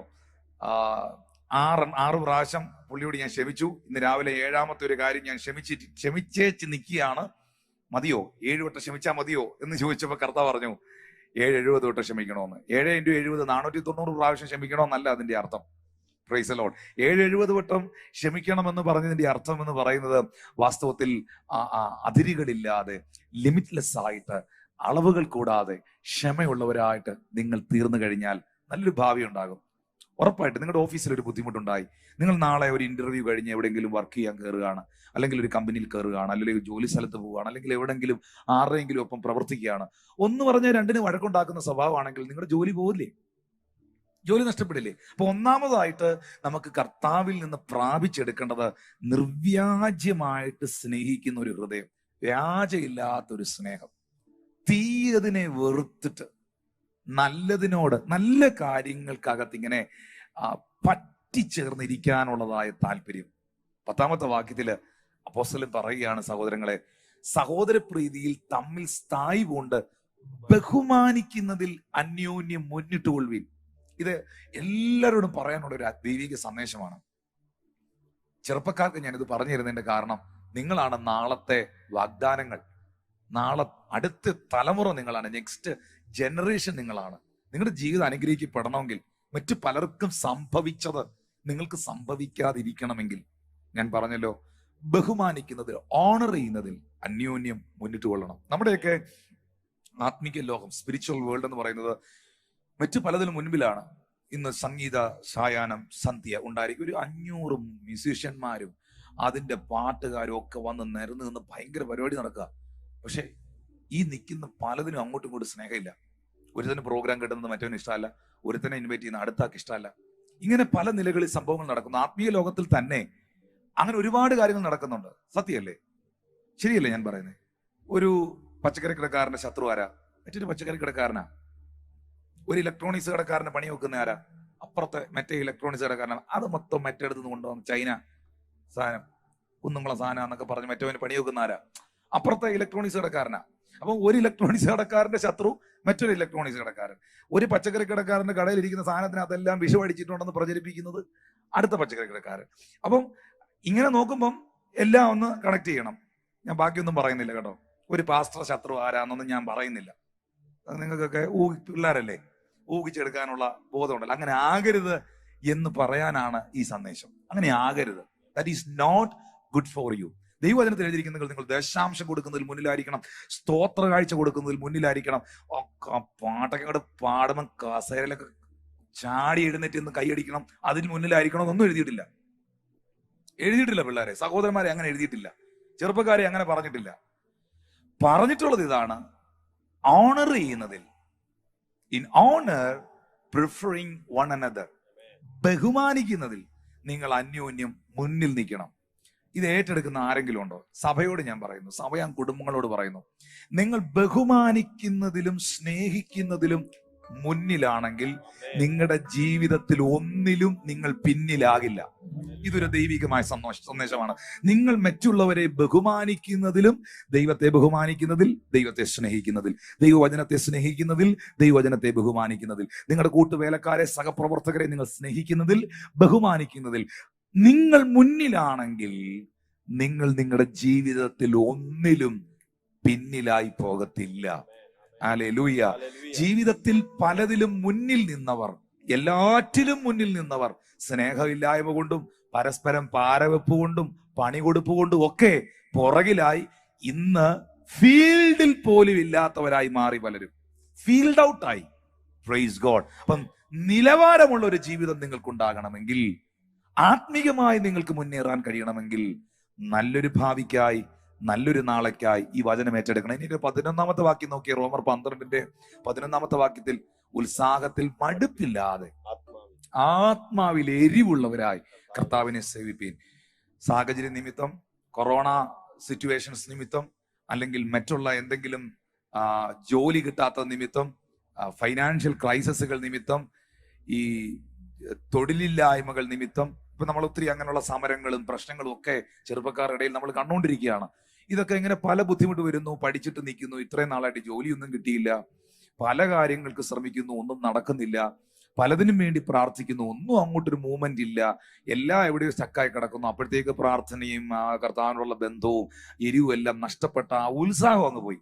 ഒരിക്കലും അങ്ങനെ സംഭവിക്കരുത്. ഉത്സാഹത്തിൽ മടുപ്പില്ലാതെ ആത്മാവിൽ എരിവുള്ളവരായിട്ട് നിങ്ങൾ കർത്താവിനെ സ്നേഹിച്ചാൽ, കർത്താവിന്റെ വചനത്തെ സ്നേഹിച്ചാൽ, ദൈവവചനത്തെ ബഹുമാനിച്ചാൽ, നിങ്ങളുടെ സഹപ്രവർത്തകരെയും സഹജീവികളെയും മാതാപിതാക്കളെയും ബഹുമാനിക്കുന്നവരായി സ്നേഹിക്കുന്നവരായി നിങ്ങൾ നിന്നാൽ, നിങ്ങളെ ഒന്നിലും പുറകിലാക്കാതെ എന്നെ മാനിക്കുന്നവനെ ഞാനും മാനിക്കുമെന്ന് പറഞ്ഞ കർത്താവ് നിങ്ങളെ അനുഗ്രഹിച്ചുയർത്താൻ അവൻ വിശ്വസ്തനായ ദൈവമാണ്. ചേർന്ന് കർത്താവിന് നല്ലൊരു ഹല്ലേലൂയ പറയാം. അതുകൊണ്ടാണ് അവൻ ഈ നമ്മൾ ചോദിക്കും, ആശിഷെ ഇവിടെ കുറച്ച് ചെറുപ്പക്കാരൊക്കെ ഇരിപ്പുണ്ട് കേട്ടോ എൻ്റെ മുൻപില്. നമ്മൾ ചോദിക്കും, ഞാൻ ആരെ ബഹുമാനിക്കേണ്ടി? ഞാൻ കണ്ടിട്ടുണ്ട് കേട്ടോ, ഈ സഭയിൽ വരുമ്പം പലർക്കും പാസ്റ്ററോട് നല്ല ബഹുമാനമുണ്ട്. കാണുമ്പോൾ ഉള്ള ബഹുമാനം ഉള്ളൂ എന്ന് എനിക്ക് അറിയത്തില്ല, അല്ലെന്നുള്ളതാണ് എൻ്റെ വിശ്വാസം. എൻ്റെ വിശ്വാസം എന്നെ രക്ഷിക്കട്ടെ എന്ന് പ്രാർത്ഥിക്കുന്നു. ഹല്ലേലൂയ. പാസ്റ്ററോട് എല്ലാവർക്കും ഭയങ്കരമായ ബഹുമാനമാണ്, അല്ലെങ്കിൽ ആ പർട്ടിക്കുലർ ആയിട്ടുള്ള വ്യക്തിയോട്, ആ വലിയ വർഷിപ്പ് ലീഡറോട്, ആ പാട്ടുകാരനോടൊക്കെ ഭയങ്കര ബഹുമാനമാണ്. പക്ഷെ എല്ലാവരെയും ഒന്നും എന്ത് ചെയ്യത്തില്ല, പലരും ബഹുമാനിക്കത്തില്ല. പക്ഷെ ബൈബിൾ അങ്ങനല്ല എഴുതിയിരിക്കുന്നത്, തിരുവചനത്തിൽ അങ്ങനല്ല പറയുന്നത്. 1 പത്രോസിന്റെ ലേഖനം 2-ാം അധ്യായം 17-ാമത്തെ വാക്യത്തിനകത്ത് കർത്താവിന്റെ പ്രിയ ശിഷ്യനായ പത്രോസ് പറയുകയാണ്, എല്ലാവരെയും ബഹുമാനിപ്പീൻ, ഓണർ ഓൾ മെൻ. അതിനകത്ത് ജാതിയില്ലെന്നുള്ളതാണ്, മതമില്ല. നമ്മൾ പറയത്തില്ല, എന്റെ പള്ളിക്കാരനെ ഞാൻ ബഹുമാനിക്കും, എന്റെ ചർച്ചുകാരനെ ഞാൻ ബഹുമാനിക്കും. അങ്ങനെയല്ല പറയുന്നത്, അങ്ങനല്ല എഴുതി. എല്ലാവരെയും ബഹുമാനിപ്പിൻ എന്ന് പറഞ്ഞാൽ അതിൽ ജാതിയും മതവും സഭയൊന്നുമില്ല. Praise the Lord, praise the Lord. നിങ്ങളൊരു ഓട്ടോറിക്ഷയ്ക്കകത്ത് കയറി, ആ ഓട്ടോറിക്ഷയ്ക്കകത്ത് കയറി നിങ്ങളെ ആ ഓട്ടോറിക്ഷക്കാരൻ നിങ്ങൾ പറഞ്ഞ സ്ഥലത്ത് നിങ്ങളെ ഡ്രോപ്പ് ചെയ്തു. കാശ് എടുത്ത് കൊടുത്തിട്ട് പുള്ളി 50 രൂപ ചോദിച്ച സമയത്ത് 50 ഒന്നുമില്ല, 40 രൂപയേ ഉള്ളൂ, ഞാൻ ബഹളം ഉണ്ടാക്കാതെ. അവസാനം 50 രൂപ പുള്ളി മേടിക്കും, അത് ഉറപ്പാണ്. ഈ ബഹളമെല്ലാം ഉണ്ടാക്കിയാലും 50 രൂപ പുള്ളി നിങ്ങളുടെ ഇത് മേടിച്ചിരിക്കും. പക്ഷെ നിങ്ങളെ ഇത്രയും നേരം ആ വണ്ടി ഓടിച്ച് അവിടെ കൊണ്ട് ഡ്രോപ്പ് ചെയ്തിട്ട് പോയ ആ ഓട്ടോറിക്ഷക്കാരനോട് ആ 50 രൂപ കൊടുക്കുന്ന കൂട്ടത്തിൽ താങ്ക് യു എന്നൊന്നുകൂടെ പറയണം. പുള്ളി ഒരു പക്ഷേ തിരിച്ച് യു വെൽക്കം എന്നൊന്നും പറഞ്ഞെന്ന് വരത്തില്ല. നമ്മുടെ നാട്ടിൽ അങ്ങനൊന്നുമില്ല. നമ്മുടെ നാട്ടിൽ അങ്ങനെയുള്ള സംസ്കാരങ്ങളൊക്കെ വളരെ കുറവാണ്. പക്ഷെ അടുത്തൊരു തലമുറ ആ നിലയിലേക്ക് വരണം. Price the Lord. ആരെങ്കിലും ഒരു ഗ്ലാസ് വെള്ളം നിങ്ങൾക്ക് കുടിക്കാൻ കൊണ്ട് തന്നാൽ കണ്ണെ നോക്കിയിട്ട് താങ്ക് യു എന്ന് പറയാൻ ഒരു മര്യാദ നമ്മൾ പഠിക്കണം. നമ്മുടെ തൊട്ടു മുമ്പിൽ നിൽക്കുന്ന ആ മനുഷ്യനെ, നമ്മുടെ തൊട്ടരികിൽ ഇരിക്കുന്ന ആ മനുഷ്യനെ, നമ്മുടെ കൺമുമ്പിൽ ഇരിക്കുന്ന വ്യക്തിയെ നമുക്ക് ഓണർ ചെയ്യാൻ പറ്റാതെ, സ്നേഹിക്കാൻ പറ്റാതെ, നമ്മൾ ഈ ഇന്ന് വരെ കണ്ടിട്ടില്ലാത്ത ദൈവത്തെ ഞാൻ ഓണർ ചെയ്യുന്നു, ഗ്ലോറി എന്നൊക്കെ പറയുന്നതിൽ വലിയ കാര്യമുണ്ടെന്ന് എനിക്ക് തോന്നുന്നില്ല. അപ്പൊ എൻ്റെ മുൻപിൽ നിൽക്കുന്ന, ഞാനിപ്പോൾ എൻ്റെ കൺമുമ്പിൽ കാണുന്ന എൻ്റെ സഹജീവികളെ, എൻ്റെ സഹോദരങ്ങളെ, എൻ്റെ കൂട്ടുവേലക്കാരെ എനിക്ക് ബഹുമാനിക്കാൻ പറ്റാതെ, സ്നേഹിക്കാൻ പറ്റാതെ, അവരുടെ അനുഗ്രഹത്തിന് വേണ്ടി എന്തെങ്കിലും ഒന്ന് ചെയ്യാൻ പറ്റാതെ, എൻ്റെ പാട്ടുകൊണ്ട് എന്തെങ്കിലും അർത്ഥമുണ്ടോ എന്ന് എനിക്ക് തോന്നുന്നില്ല. പ്രിയമുള്ളവരെ, ഇന്ന് ഈ മെസ്സേജ് കേൾക്കുന്ന ചെറുപ്പക്കാരോട് വളരെ സ്നേഹത്തോടെ ഞാൻ പറയട്ടെ, വളരെ ആദരവോടെ പറയട്ടെ, ഒരു താങ്ക് യു പറയാനുള്ള മര്യാദയെങ്കിലും നാം പഠിച്ചിരിക്കണം. പ്രിയമുള്ളവരെ, നമ്മുടെയൊക്കെ നാട്ടില് ഞാൻ കണ്ടിട്ടുള്ള കാര്യമാണ്. ഞാൻ ഈ മറ്റ് രാജ്യങ്ങളിലൊക്കെ യാത്ര ചെയ്യുമ്പോൾ 2 വണ്ടിക്ക്, 2 കാറിന്, ഒരു കാർ ഇത് സ്ട്രെയിറ്റ് വരുന്നു, ഒരു കാർ അങ്ങോട്ട് പോകുന്നു. അപ്പൊ ഈ 2 കാറിന് ഒന്നിച്ചു പോകാനുള്ള റോഡിന് വീതി കാണത്തില്ല. ഞാൻ മറ്റ് യൂറോപ്യൻ അമേരിക്കൻ രാജ്യങ്ങളൊക്കെ കണ്ടിട്ടുള്ള അവരുടെ ഒരു കൾച്ചറുണ്ട്. അപ്പൊ ഒരു കാറുകാരൻ എന്ത് ചെയ്യും, അവിടെ സ്റ്റോപ്പ് ചെയ്ത് കൊടുക്കുമ്പം ഈ മറ്റേ കാറുകാരൻ ഇതുവഴി പോയിട്ട് ജസ്റ്റ് ചിലര് ഗ്ലാസ് താക്കും, ചിലര് ഗ്ലാസ് താക്കില്ല, എങ്കിലും അങ്ങോട്ട് നോക്കി കൈ ഒന്ന് എടുത്ത് കാണിച്ച് അത് പറഞ്ഞൊരു താങ്ക് യു. പുള്ളി വണ്ടി നിർത്തി തന്നില്ലേ, ഇങ്ങനെ കൈ ഒന്ന് എടുത്ത് കാണിച്ച് ഒന്ന് വിഷ് ചെയ്തിട്ടേ അവര് പോകത്തുള്ളൂ. നമ്മുടെ നാട്ടിലെ സിസ്റ്റം ഞാൻ പലപ്പോഴും കണ്ടിട്ടുള്ളത്, ഒരു കാറുകാരൻ ഇങ്ങോട്ട് വരുന്നു, നമ്മൾ ഇങ്ങോട്ട് വരുമ്പം നമ്മൾ ഇടിച്ചു കയറി അങ്ങ് പോയാൽ 2 പേര് ഒരഞ്ഞൊക്കെ അങ്ങ് പോവും. പക്ഷെ നമ്മൾ നിർത്തി കൊടുത്തു കഴിഞ്ഞാൽ ഇവൻ നോക്കുന്നത്, എന്താടാ നിനക്ക് ഇങ്ങോട്ട് മാറ്റി തന്നാൽ എന്ന രീതിയിലാണ് നോക്കുന്നത്. ഇതൊരു കൾച്ചർലെസ് ആണ്, ഇതൊരു സംസ്കാരമില്ലായ്മയാണ്. ഹല്ലേലൂയ. നമ്മുടെ നോട്ടം കൊണ്ട്, നമ്മുടെ പെരുമാറ്റങ്ങൾ കൊണ്ട്, നമ്മുടെ വായിൽ നിന്ന് വരുന്ന വാക്കുകൾ കൊണ്ട് മറ്റുള്ളവരെ ആരെങ്കിലും ഒരു സഹായം, വണ്ടി ഒന്ന് ഒതുക്കി തന്നോ, നിങ്ങളുടെ കാർ ഇങ്ങോട്ട് വന്നപ്പോൾ, നിങ്ങളുടെ ബൈക്ക് ഇങ്ങോട്ട് വന്നപ്പോൾ ആ മനുഷ്യൻ ഒതുക്കി തന്നോ, അങ്ങനെ ഒരു മര്യാദയാണ് നിങ്ങളോട് കാണിച്ചത്. ഒരു മര്യാദ ഒരാൾ ഇങ്ങോട്ട് കാണിക്കുമ്പോൾ അടുത്ത മര്യാദ അങ്ങോട്ട് കാണിക്കാൻ ഒരു സംസ്കാരം നമുക്കുണ്ടാകണം. പിന്നെ പാടിയാ മതി പെന്തിക്കോസ് നാളിൽ മുൻമഴ പെയ്ച്ച പരമപിതാവേ പിന്മഴ നൽകാന്നൊക്കെ. ഹല്ലേലൂയ. ആ ഒരു മര്യാദ കാണിക്കാൻ അടുത്ത തലമുറയ്ക്കെങ്കിലും കഴിയണം. താങ്ക് യു പറയാൻ, ഓണർ ചെയ്യാൻ, സ്നേഹിക്കാൻ കഴിയണം. അതുകൊണ്ട് അപ്പോസ്തലനായ പത്രോസ് ശ്ലീഹ പറയുകയാണ്, എല്ലാവരെയും ബഹുമാനിപ്പി, ആരെയും ഡിസോണർ ചെയ്യരുത്. പ്രിയപ്പെട്ടവരെ, ഒറ്റ മനുഷ്യരെയും ഡിസോണർ ചെയ്യരുത്. ഞാൻ കഴിഞ്ഞ ദിവസം എനിക്ക് കിട്ടിയ ഒരു പിക്ചറിനകത്ത്, ഇന്ന് പറ്റുവാണെങ്കിൽ ആ പടം ഞാൻ ഇതിനകത്ത് തരാം. ഒരു വെള്ളപ്പൊക്കത്തിനകത്ത് ഒരു പൊട്ടിപ്പോയ ഒരു ചെരുപ്പ്, ഒരു റബ്ബറിന്റെ ഒരു ചെരുപ്പ്, അതിന്റെ വള്ളിയെല്ലാം പൊട്ടിപ്പോയതാ. അതിന്റെ മേളിൽ 2 കോഴിക്കുഞ്ഞുങ്ങൾ നിൽക്കുന്നു. ഏതാ? ഈ സിൽപ്പറിനകത്ത്, ഈ റബ്ബറിന്റെ സിൽപ്പറിനകത്ത് വെള്ളപ്പൊക്കം, ഭയങ്കര ഫ്ലഡാ. അതിന്റെ മേളിൽ, ഈ പൊട്ടിപ്പോയ ചെരുപ്പിന്റെ മേളിൽ 2 കൊച്ചു കോഴിക്കുഞ്ഞുങ്ങൾ നിൽക്കുന്നു. എന്നിട്ട് അതിന്റെ അടിയിൽ എഴുതിയിരിക്കുകയാണ് കമന്റ് ആയിട്ട്, പൊട്ടിപ്പോയ ഒരു ചെരുപ്പിനും 2 കോഴിക്കുഞ്ഞുങ്ങളെ രക്ഷിക്കാൻ കഴിയും, ഒന്നിനെയും വില കുറച്ച് കാണരുത്. മനസ്സിലാവുന്നുണ്ടോ? ഒന്നിനെയും വില കുറച്ച് കാണരുത്. ഓടാതിരിക്കുന്ന ക്ലോക്ക് പോലും ഡെയിലി 2 പ്രാവശ്യം അതിന്റെ സമയം കറക്റ്റ് ആണ്. ഡെയിലി 2 times അതിന്റെ കറക്റ്റ് ടൈം അത് കാണിക്കുന്നുണ്ട്. ഓടുന്നില്ല, ബാറ്ററി ഇല്ല, പക്ഷെ ഡെയിലി 2 തവണയെങ്കിലും അത് കറക്റ്റ് സമയം കാണിക്കുന്നുണ്ട്. നമ്മൾ ഈ മഴവെള്ളമൊക്കെ അടിച്ചിളക്കി ഈ ചെളിയിലില്ല, ഞാൻ പറയാറുണ്ട്, ചെളിക്കകത്ത് പോലും ഒരു നീരുണ്ട്. നമ്മൾ കലങ്ങി കിടക്കുന്ന വെള്ളം, അടിച്ച് കലങ്ങി കിടക്കുന്ന വെള്ളം, എന്നോ ചെളി വെള്ളമായതെന്നൊക്കെ പറയുന്നില്ലേ? 2 ദിവസം കഴിഞ്ഞ് അത് സ്ഥലത്ത് ആ വെള്ളം ഉണ്ടെന്ന് പോയി നോക്കി, അതിന്റെ മുകളിൽ ഇങ്ങനെ ഒരു തെളിനീര് നിൽക്കുന്ന കാണാം. ചെളിയെല്ലാം അടുക്കി പോയിട്ട് നല്ല കണ്ണീര് പോലത്തെ തെളിവെള്ളം മേളിൽ നിൽക്കുന്ന കാണാം. ചെളിക്കകത്തും ഒരു നീരുറവയുണ്ട്. അപ്പൊ ഞാൻ പറയുന്നൊരു കാര്യം, ആരെയും വില കുറച്ച് കാണുന്നവരാകാതെ എല്ലാവരെയും ബഹുമാനിക്കുവാനും എല്ലാവരെയും സ്നേഹിക്കുവാനും, ആരെയും ഡിസോണർ ചെയ്യാതെ എല്ലാവരെയും ഓണർ ചെയ്യാനും നിങ്ങൾക്കൊരു നല്ല മനസ്സുണ്ടെങ്കിൽ, അത് നിങ്ങളുടെ പാസ്റ്റർ ആകാം, നിങ്ങളുടെ പേരൻസ് ആകാം. ഞാൻ പേരൻസിനെ കുറിച്ചൊക്കെയുള്ള വിഷയത്തിലേക്ക് വരുന്നുണ്ട് കേട്ടോ. എല്ലാവരെയും ബഹുമാനിപ്പീൻ, ദൈവത്തെ ഭയപ്പെടുവീൻ, രാജാവിനെ ബഹുമാനിപ്പീൻ, സഹോദര വർഗത്തെ സ്നേഹിപ്പീൻ. ഇതൊന്നും, ഈ വാക്യങ്ങളൊന്നും വായിക്കാതെ, ഇതൊന്നും മനസ്സിലാക്കാതെ മറ്റൊരാളെ തകർക്കാന്, മറ്റൊരുത്തനെ ഇല്ലാതാക്കാന് ഈ പരിഹാസത്തിന്റെ വാക്കുകളും പരിഹാസത്തിന്റെ കാര്യങ്ങളും ഒക്കെ പ്രവർത്തിച്ചുകൊണ്ട്, കളിയാക്കിക്കൊണ്ട്, പരിഹസിച്ചുകൊണ്ട് നിങ്ങൾ ഈ മുന്നോട്ട് പോകും. നിങ്ങൾ കരുതുന്നുണ്ടോ നിങ്ങൾ ദൈവം പറഞ്ഞ കാര്യമാണ് ചെയ്യുന്നതെന്ന്? ഒരിക്കലും അല്ല. എല്ലാവരെയും ബഹുമാനിപ്പീൻ. ഹല്ലേലൂയ. ഒരു ഗ്ലാസ് വെള്ളമെങ്കിലും നിങ്ങൾക്ക് ഒരാൾ തന്നിട്ടുണ്ടെങ്കിൽ ഒരു താങ്ക്ഫുൾ ഹാർട്ട് നിങ്ങൾക്ക് ഉണ്ടാകണം, നന്ദിയുള്ള ഒരു ഹൃദയം. അതുകൊണ്ടാണ് പൗലോസ് പറയുന്നത്, നന്ദിയുള്ളവരായിരിപ്പീൻ. Praise the Lord. നന്ദിയുള്ളവരായിരിക്കും. നിങ്ങൾ ചർച്ചിൽ വന്നു, ഒരാൾ നിങ്ങൾക്ക് ഒരു കസേര ഇട്ട് തന്നു. ആ കസേര ഇട്ട് തന്ന ബ്രദറിനോട്, പുള്ളി കസേര ഇട്ട് തന്ന ഒന്ന് മുഖത്ത് നോക്കി പറയണം, ബ്രദറെ thank you so much, thank you സിസ്റ്ററെ, താങ്ക് യു ബ്രദറെ. നമ്മുടെയൊക്കെ മനോഭാവന എന്താടാ ഇങ്ങോട്ട് ഇട്ടാൽ എന്നുള്ള രീതിയിലാണ് നമ്മൾ നിൽക്കുന്നത്.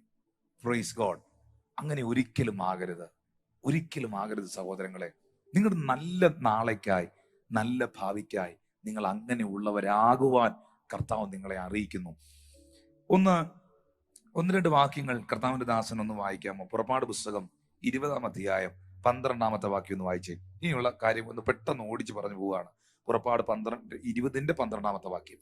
പുറപ്പാട് പുസ്തകം 20-ാം അധ്യായത്തിന്റെ 12-ാമത്തെ വാക്യം. നിന്റെ ദൈവമായ യഹോവ നിനക്ക് തരുന്ന ദേശത്ത് നിനക്ക് ദീർഘായുസ് ഉണ്ടാകുവാൻ നിന്റെ അപ്പനെയും അമ്മയും ബഹുമാനിക്കുക. ഞാൻ എല്ലാവരെയും ബഹുമാനിക്കാൻ പറഞ്ഞു. എല്ലാവരെയും ബഹുമാനിക്കുകയും സ്നേഹിക്കുകയും ചെയ്യണം. ദൈവത്തെ മാനിക്കുന്നവരെ ദൈവം മാനിക്കും, ശരിയാണ്. പക്ഷേ നിന്റെ ദൈവമായ യഹോവ നിനക്ക് തരുന്ന ദേശത്ത് നിനക്ക് ദീർഘായുസ് ഉണ്ടാകാനായിട്ട് നിന്റെ അപ്പനെയും അമ്മയും ബഹുമാനിക്കുക. ലേവ്യ പുസ്തകത്തിലേക്ക് വരുമ്പോൾ അതിന്റെ, എനിക്ക് തോന്നുന്നു പാസ്റ്റർ 19-ാം അധ്യായത്തിന്റെ 32-ാം വാക്യമാണെന്ന് ഞാൻ ചിന്തിക്കുന്നു. ആ ഭാഗം കൂടെ ഒന്ന് വായിക്കാമോ? ലേവ്യ 19:32. Yes, I think. നരച്ചവന്റെ മുമ്പാകെ എഴുന്നേൽക്കുകയും. കണ്ടോ ചെറുപ്പക്കാരെല്ലാരും ഇതൊന്ന് ശ്രദ്ധിച്ചോണേ. നരച്ചവന്റെ മുൻപാകെ എഴുന്നേൽക്കുകയും വൃദ്ധന്റെ മുഖം ബഹുമാനിക്കുകയും നിന്റെ ദൈവത്തെ ഭയപ്പെടുകയാണ്. നരച്ച മുടി. നിങ്ങൾ ബസ്സിനകത്തിരിക്കുകയാണ്. ഞാൻ എല്ലാവരോടും പറയുന്ന ഒരു സന്ദേശമാണ്, നിങ്ങൾ ബസ്സിലിരിക്കുമ്പം നിങ്ങൾക്കൊരു സീറ്റ് കിട്ടി. തല നരച്ച ഒരു അമ്മച്ചി, തല നരച്ച ഒരപ്പച്ചൻ, പ്രായമുള്ള ഒരു അച്ചായൻ, ഒരു അമ്മാമ ആ ബസ്സിനകത്ത് കയറി വരുമ്പം, ഇന്ന് ഒരു പക്ഷേ ബസ്സിനകത്ത് ആരാ വരുന്നേ, ആരാ കയറുന്നേ, ഈ സ്ഥലം എവിടാന്ന് പോലും പലർക്കും ബോധ്യമില്ല. കാരണം കേറുമ്പം മുതൽ ഇറങ്ങുന്നത് വരെ ഫോണിലാണ്, അല്ലേ? നിന്റെ തല വന്ന് കമ്പിയിൽ ഇടിക്കാതിരിക്കുന്നത് തന്നെ ദൈവകൃപ. കാരണം ഫുൾ ടൈം ഈ ഫോണിനകത്താണ്. Price the Lord. അപ്പോ അതിനകത്ത് ബസ്സിനകത്ത് കയറുമ്പോ ഒരു തല നിറച്ച അപ്പച്ചനോ ഒരു അമ്മച്ചിയോ കാണുമ്പോ, ഇതെല്ലാ മതക്കാരും എല്ലാ ആൾക്കാര് ഓണർ ചെയ്യും, പ്രായമുള്ളവരെ. പക്ഷെ പ്രത്യേകിച്ച് ഈ ക്രിസ്ത്യാനികൾ എന്ന് പറയുന്ന കൂട്ടത്തോട് ഞാൻ പറയട്ടെ, നിനക്ക് എഴുതി തന്നിട്ടുണ്ട് അങ്ങനെ ചെയ്യണമെന്ന്. Price the Lord. പ്രായമുള്ള ഒരാളെ കണ്ടാൽ, നിന്നേക്കാൾ മുതിർന്ന ഒരു മനുഷ്യനെ കണ്ടാൽ ഒന്ന് എഴുന്നേൽക്കാനുള്ള മര്യാദയെങ്കിലും നമ്മൾ കാണിച്ചിട്ട് വേണം അന്യഭാഷ പറയാൻ. വല്ലതും മനസ്സിലാകുന്നുണ്ടോ? സ്തോത്രം. പ്രായമുള്ളവന്റെ മുമ്പിൽ എഴുന്നേൽക്കുകയും വൃദ്ധന്റെ ബഹുമാനിക്കുകയും നിന്റെ ദൈവത്തെ ഭയപ്പെടുകയും വേണം. ഞാൻ യഹോവയാകുന്നു. അപ്പച്ചനെ അമ്മച്ചിയും കാണുമ്പം, പ്രായമുള്ളവരെ കാണുമ്പം, നിനക്ക് മീതെയുള്ളവരെ കാണുമ്പം ഒന്ന് എഴുന്നേറ്റ് നിൽക്കണമെന്ന് വരെ ആര് വന്ന് പറഞ്ഞു? യഹോവ എന്ന് പറഞ്ഞു. ഞാൻ യഹോവയാകുന്നെന്ന്. I am the Lord എന്ന് അവിടെ എഴുതിയിരിക്കുന്നത്, അല്ലേ? I am the Lord. Thou shalt rise up before hoary head and honor the face of all men. Honor the face of all men. പ്രായമുള്ളവരെ കണ്ട വന്നിരിക്കുക എന്നൊക്കെ പറഞ്ഞ ചെറുപ്പക്കാരൻ, നോ, നെവർ ഡു. അപ്പനെയും അമ്മയെയും ബഹുമാനിച്ചാൽ, സ്നേഹിച്ചാൽ നിനക്ക് ദീർഘായുസ് ഉണ്ടാകും, നിനക്ക് നന്മയുണ്ടാകും. ഞാൻ ഇതിനൊരു ഉത്തമമായ ഒരു ഉദാഹരണം കാണിക്കാൻ പോവാണ്. ഒരു ഉത്തമമായ ഉദാഹരണം. ഉൽപ്പത്തിയുടെ പുസ്തകം 9-ാം അധ്യായം 20 മുതൽ 27 വരെ വായിക്കുമ്പം അതിപ്രധാനപ്പെട്ട ഒരു സംഭവം നിങ്ങൾക്ക് അവിടെ കാണാം. അത് നോഹയുടെ കാലത്തെ സംഭവമാണ്. നോഹയുടെ പുത്രന്മാരായ ശേമും യാഫേത്തും നിങ്ങൾക്ക് എല്ലാവർക്കും അറിയാവുന്ന ഒരു ചരിത്രമാണ്. ജിജി പാസ്റ്റർ ഇതൊന്ന് വായിക്കുന്ന സമയത്ത് ഈ സ്ക്രീനിൽ ഇത് എഴുതിയും കാണിക്കും. അപ്പൊ നിങ്ങൾ അതൊന്ന് നോക്കിക്കോണം, വായിച്ചേ. നോഹ കൃഷി ചെയ്യുവാൻ തുടങ്ങി, ഒരു മുന്തിരിത്തോട്ടം നട്ടുണ്ടാക്കി. അവൻ അതിലെ വീഞ്ഞു കുടിച്ച് ലഹരി പിടിച്ച് തന്റെ കൂടാരത്തിൽ വസ്ത്രം നീങ്ങി കിടന്നു. കനാന്റെ പിതാവായ ഹാം പിതാവിന്റെ നഗ്നത കണ്ട് വെളിയിൽ ചെന്ന് തന്റെ 2 സഹോദരന്മാരെ അറിയിച്ചു. ഷേമും യാഫേത്തും ഒരു വസ്ത്രമെടുത്ത് ഇരുവരുടെയും തോളിലിട്ട് വിമുഖരായി ചെന്ന് പിതാവിന്റെ നഗ്നത മറച്ചു. അവരുടെ മുഖം തിരിഞ്ഞിരുന്നത് കൊണ്ട് അവർ പിതാവിന്റെ നഗ്നത കണ്ടില്ല. നോഹ ലഹരി വിട്ട് ഉണർന്നപ്പോൾ തന്റെ ഇളയ മകൻ ചെയ്തത് അറിഞ്ഞു. അപ്പോൾ അവൻ, കനാൻ ശപിക്കപ്പെട്ടവൻ, അവൻ തന്റെ സഹോദരന്മാർക്ക് അധമദാസനായി തീരും എന്ന് പറഞ്ഞു. ഷേമിന്റെ ദൈവമായ യഹോവ സ്തുതിക്കപ്പെട്ടവൻ, കനാൻ അവരുടെ ദാസനാകും. ദൈവം യാഫേത്തിനെ വർദ്ധിപ്പിക്കട്ടെ, അവൻ ഷേമിന്റെ കൂടാരങ്ങൾ വസിക്കും. ഇത്രയേ ഉള്ളൂ, ചരിത്രം ഇത്രയേ ഉള്ളൂ. പെട്ടെന്ന് പറഞ്ഞുതരാം, മനസ്സിലാകുന്ന രീതിയിൽ പറഞ്ഞുതരാം. നോഹ മുന്തിരിത്തോട്ടം ഉണ്ടാക്കി, കൃഷി ചെയ്തു, ഒത്തിരി മുന്തിരിങ്ങ ഉണ്ടായി. അന്ന് നമ്മൾ മനസ്സിലാക്കണം, ന്യായപ്രമാണമൊന്നും കിട്ടിയിട്ടില്ലാത്ത കാലമാണ്, 10 കൽപ്പനകളൊന്നും കിട്ടിയിട്ടില്ലാത്ത കാലമാണ്. ആ കാലഘട്ടത്തിൽ നോഹ ഈ മുന്തിരിത്തോട്ടം ഉണ്ടാക്കി അത് വീഞ്ഞാക്കി കുടിച്ചപ്പം പുള്ളി ലക്ക് കേട്ട് കിടന്നു. ആ സമയത്ത് അപ്പന്റെ വസ്ത്രം മാറിക്കിടന്നു. നഗ്നത കാണത്തക്ക രീതിയിൽ വസ്ത്രം മാറിക്കിടന്നു. ആ സമയത്ത് ഹാം എന്തോ ചെയ്തെന്നറിയാമോ? ഹാം വന്നിട്ട്, ഒരു മകനാണ് ഹാം വന്നിട്ട് പറഞ്ഞു, ഷേമിനെയും യാഫേത്തിനെയും അവന്റെ സഹോദരന്മാരോടെല്ലാം പോയി പറഞ്ഞു. അറിഞ്ഞായിരുന്നോ? നമ്മുടെ ആൾക്കാർ പറയത്തില്ലേ, പ്രത്യേകിച്ച് നമ്മുടെ ആൾക്കാർ, അറിഞ്ഞായിരുന്നോ? പിന്നെ മറ്റേ പുള്ളിയുടെ കാര്യം അറിഞ്ഞായിരുന്നോ എന്നൊക്കെ പറയത്തില്ലേ? എന്നതുപോലെ ഈ ഹാമ ചെന്ന് പറഞ്ഞു, അപ്പന്റെ കാര്യം അറിഞ്ഞായിരുന്നോ? അടിച്ച് ഫിറ്റായി കിടപ്പുണ്ട്, ഡ്രസ്സ് പോലും ഇല്ല, ഞാൻ കാണിച്ചു തരാം, എന്നാ മനുഷ്യനെ എങ്ങനെ എന്നുള്ള രീതിയിൽ ആ നോഹ എന്ന പിതാവിനെ ആര് ഡിസോണർ ചെയ്തു? ഹാം ഡിസോണർ ചെയ്തു. പക്ഷേ ഷേമും യാഫേത്തും എന്താ ചെയ്തേ? ആ വാക്യം ഒന്ന് വായിച്ച. ഷേമും യാഫേത്തും എന്താ ചെയ്തേ? ഷേമും യാഫേത്തും ഒരു വസ്ത്രം എടുത്തു, ഇരുവരുടെയും തോളിൽ ഇട്ടു. ഷേമും യാഫേത്തും ചെയ്തത് അപ്പന്റെ നഗ്നത ഫോട്ടോ എടുത്ത് വാട്സാപ്പിൽ എല്ലാവർക്കും അയച്ചു കൊടുക്കല്ല, നാട്ടുകാരോടെല്ലാം വിളിച്ചു പറയുകയല്ല, വരുവീൻ വന്ന് കാണുവീൻ അപ്പന്റെ ഗുണം കണ്ടോ എന്ന് പറയുകയല്ല. അങ്ങനെയുള്ളവരാ ഇന്ന് ഈ കാലഘട്ടത്തിൽ കൂടുതലും. എന്തുകൊണ്ട് പലരും അനുഗ്രഹിക്കപ്പെടുന്നില്ല എന്നതുകൂടെ നാം മനസ്സിലാക്കണം. ഷേമും യാഫേത്ത് എന്താ ചെയ്തേ? വസ്ത്രം എടുത്ത് ഇരുവരും തോളിലിട്ടു. വിമുഖരായെന്ന് പറഞ്ഞാൽ അപ്പന്റെ നഗ്നത കാണാൻ, അങ്ങോട്ട് നോക്കാൻ മനസ്സില്ലാതെ വിമുഖരായി ചെന്ന് അപ്പന്റെ നഗ്നത മറച്ചു. അവരുടെ മുഖം തിരിഞ്ഞിരുന്നത് കൊണ്ട്, അതിനകത്തോട്ട് നോക്കാൻ അവർ ഇഷ്ടപ്പെടാതിരുന്നത് കൊണ്ട് പിതാവിന്റെ നഗ്നത കണ്ടില്ല. നമ്മുടെ ആൾക്കാർ ചോദിക്കുന്നൊരു ചോദ്യമുണ്ട്: അപ്പൻ കുടിച്ചതാണോ തെറ്റ്, ഞാൻ പറഞ്ഞതാണോ തെറ്റ്? അപ്പൻ കുടിച്ചതാണോ തെറ്റ്, ഞാൻ പറഞ്ഞതാണോ തെറ്റ്? അങ്ങാര് ചെയ്തതാണോ തെറ്റ്, അത് ഞാൻ മറ്റുള്ളവരോട് പ്രസിദ്ധമാക്കിയതാണോ തെറ്റ്? തെറ്റ് ശരിയൊക്കെ ദൈവം പറയും, തെറ്റും ശരിയൊക്കെ ദൈവം പറയും, അവന്റെ വചനം പറയും. സ്തോത്രം എന്ന് പറഞ്ഞ എല്ലാ കാര്യത്തെയും കണ്ണടച്ച് വിടണമെന്നല്ല ഞാൻ ഈ പറയുന്നത്. ദൈവവചനത്തിന്റെ ഒരു പ്രിൻസിപ്പിളാണ് ഞാൻ ഈ വ്യക്തമാക്കുന്നത്. അപ്പന്റെ നഗ്നതകൾ വെളിപ്പെടുത്തുവാൻ, തിന്മയായിട്ടുള്ള കാര്യങ്ങൾ പ്രചരിപ്പിക്കുവാൻ, മറ്റുള്ളവരെ കളിയാക്കുവാൻ, പരസ്യക്കോലമാക്കുവാൻ ശ്രമിക്കുന്ന കുറെ ഹാമ്മാരെയും കൊണ്ട് ലോകം നിറഞ്ഞിരിക്കുകയാണ്. ആ ഹാമ്മാരുടെ എല്ലാം ശ്രദ്ധയ്ക്ക് അവൻ തലമുറ, അവനും അവന്റെ തലമുറയും ശപിക്കപ്പെട്ടു. എന്നാൽ അപ്പൻ നഗ്നനെന്നും അറിഞ്ഞിട്ടും അപ്പന്റെ നഗ്നത മറയ്ക്കുവാൻ, അപ്പന്റെ നഗ്നത മറയ്ക്കുവാൻ സ്റ്റെപ്പ് വയ്ക്കുകയും അങ്ങോട്ട് നോക്കുവാൻ വിമുഖത കാണിക്കുകയും ചെയ്ത ഷേമും യാഫേത്തും അനുഗ്രഹിക്കപ്പെട്ടു. പ്രിയപ്പെട്ടവരെ, ഞാനൊരു സത്യമായ കാര്യം നിങ്ങളോട് പറയട്ടെ. നോഹയെ സംബന്ധിച്ച് നോഹ ചെയ്തത് വളരെ തെറ്റായിട്ടുള്ള കാര്യമാണ്. നോഹ അത് ചെയ്യാൻ പാടില്ലായിരുന്നു. പക്ഷെ നോഹയ്ക്ക് അങ്ങനെ ഒരു തെറ്റുപറ്റി എന്ന് വെച്ചാൽ, അവൻ കൃഷി ചെയ്തുണ്ടാക്കിയ മുന്തിരിയിൽ നിന്ന് വീഞ്ഞുണ്ടാക്കി കുടിക്കുകയും അങ്ങനെ ഒരു തെറ്റ് ചെയ്ത് ഒരു നഗ്നതയോടെ വെളിപ്പെട്ടു. പക്ഷേ അതൊരു അപ്പനാണെന്നുള്ള ബോധ്യം, ആ മനുഷ്യൻ എനിക്ക് മീതെയുള്ള ഒരാളാണെന്നുള്ള ബോധ്യം ഈ താഴെ നിൽക്കുന്നവന്റെ ഉള്ളത്തിൽ ഉണ്ടാകണമായിരുന്നു. അപ്പനെ തിരുത്താം, അപ്പനോട് വേണമെങ്കിൽ പറയാം, അപ്പൻ മാത്രമുള്ളവൻ വേണേ പറയാം. കർത്താവിന്റെ വചനത്തിൽ യേശു പറഞ്ഞതുപോലെ, നീയും അവനും തനിച്ചുള്ളപ്പോൾ ചെന്ന് പറയാം, അപ്പാ കഴിഞ്ഞ ദിവസം അങ്ങനെ ഒരു സംഭവം ഉണ്ടായി, ഞാനത് അറിഞ്ഞിരുന്നു, ഇനി അപ്പൻ അത് ആവർത്തിക്കരുത്, അതൊരു തെറ്റായ കാര്യമാണ്. അല്ലാതെ നാട്ടുകാരോടല്ല ഇതിന്റെ ഫോട്ടോ എടുത്തുകൊണ്ട് കാണിച്ച് മൊത്തം എടുത്തും കൊണ്ട് പോസ്റ്റ് ചെയ്യുന്ന ഹാമ്മാരായി അടുത്ത തലമുറ തീരരുത്. Hallelujah, hallelujah. ഒരുത്തനെ നിങ്ങൾക്ക് തിരുത്താനുണ്ടെങ്കിൽ, ഒരു വ്യക്തിയെ നിങ്ങൾക്ക് കറക്റ്റ് ചെയ്യാനുണ്ടെങ്കിൽ, ആ വ്യക്തിയെ നിങ്ങൾ ഡയറക്റ്റ് വിളിക്കുക, ആ വ്യക്തിയോട് തന്നെ നിങ്ങൾ കാര്യങ്ങൾ പറയുക. Praise the Lord. പക്ഷെ ഇന്നത്തെ സാഹചര്യങ്ങൾ അങ്ങനെയൊന്നും അല്ല പ്രിയപ്പെട്ടവരെ. അതുകൊണ്ട് എന്താ സംഭവിക്കുന്നത്? ആരും തിരുത്തപ്പെടുന്നില്ല, ശത്രുക്കൾ വർദ്ധിക്കുന്നു. പലർക്ക് എനിമീസായി തീരുന്നു, ശത്രുക്കളായി മാറുന്നു, വൈരാഗ്യങ്ങൾ വർദ്ധിക്കുന്നു, അങ്ങോട്ടും ഇങ്ങോട്ടും എല്ലാം ചെളിവാരി എറിയുന്നു. ഒരിക്കലും അങ്ങനെ സംഭവിക്കരുത്. മറ്റൊരുത്തനെ നിനക്ക് ചെളിവാരി എറിയാൻ പറ്റണമെങ്കിൽ ആ ചെളി ആദ്യം നിന്റെ കയ്യിൽ പറ്റണം. നിന്റെ കൈ അഴുക്കാകാതെ ഒരിക്കലും വേറൊരുത്തനെ നിനക്ക് അഴുക്കാക്കാൻ പറ്റത്തില്ല.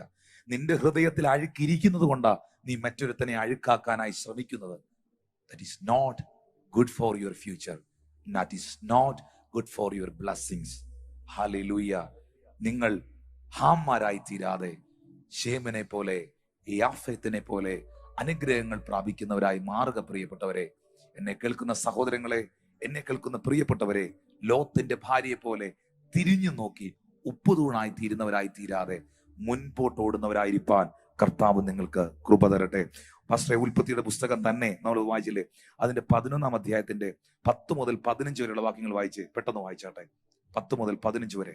യെസ്. ഷേമിന്റെ വംശപാരമ്പര്യമാവിത്.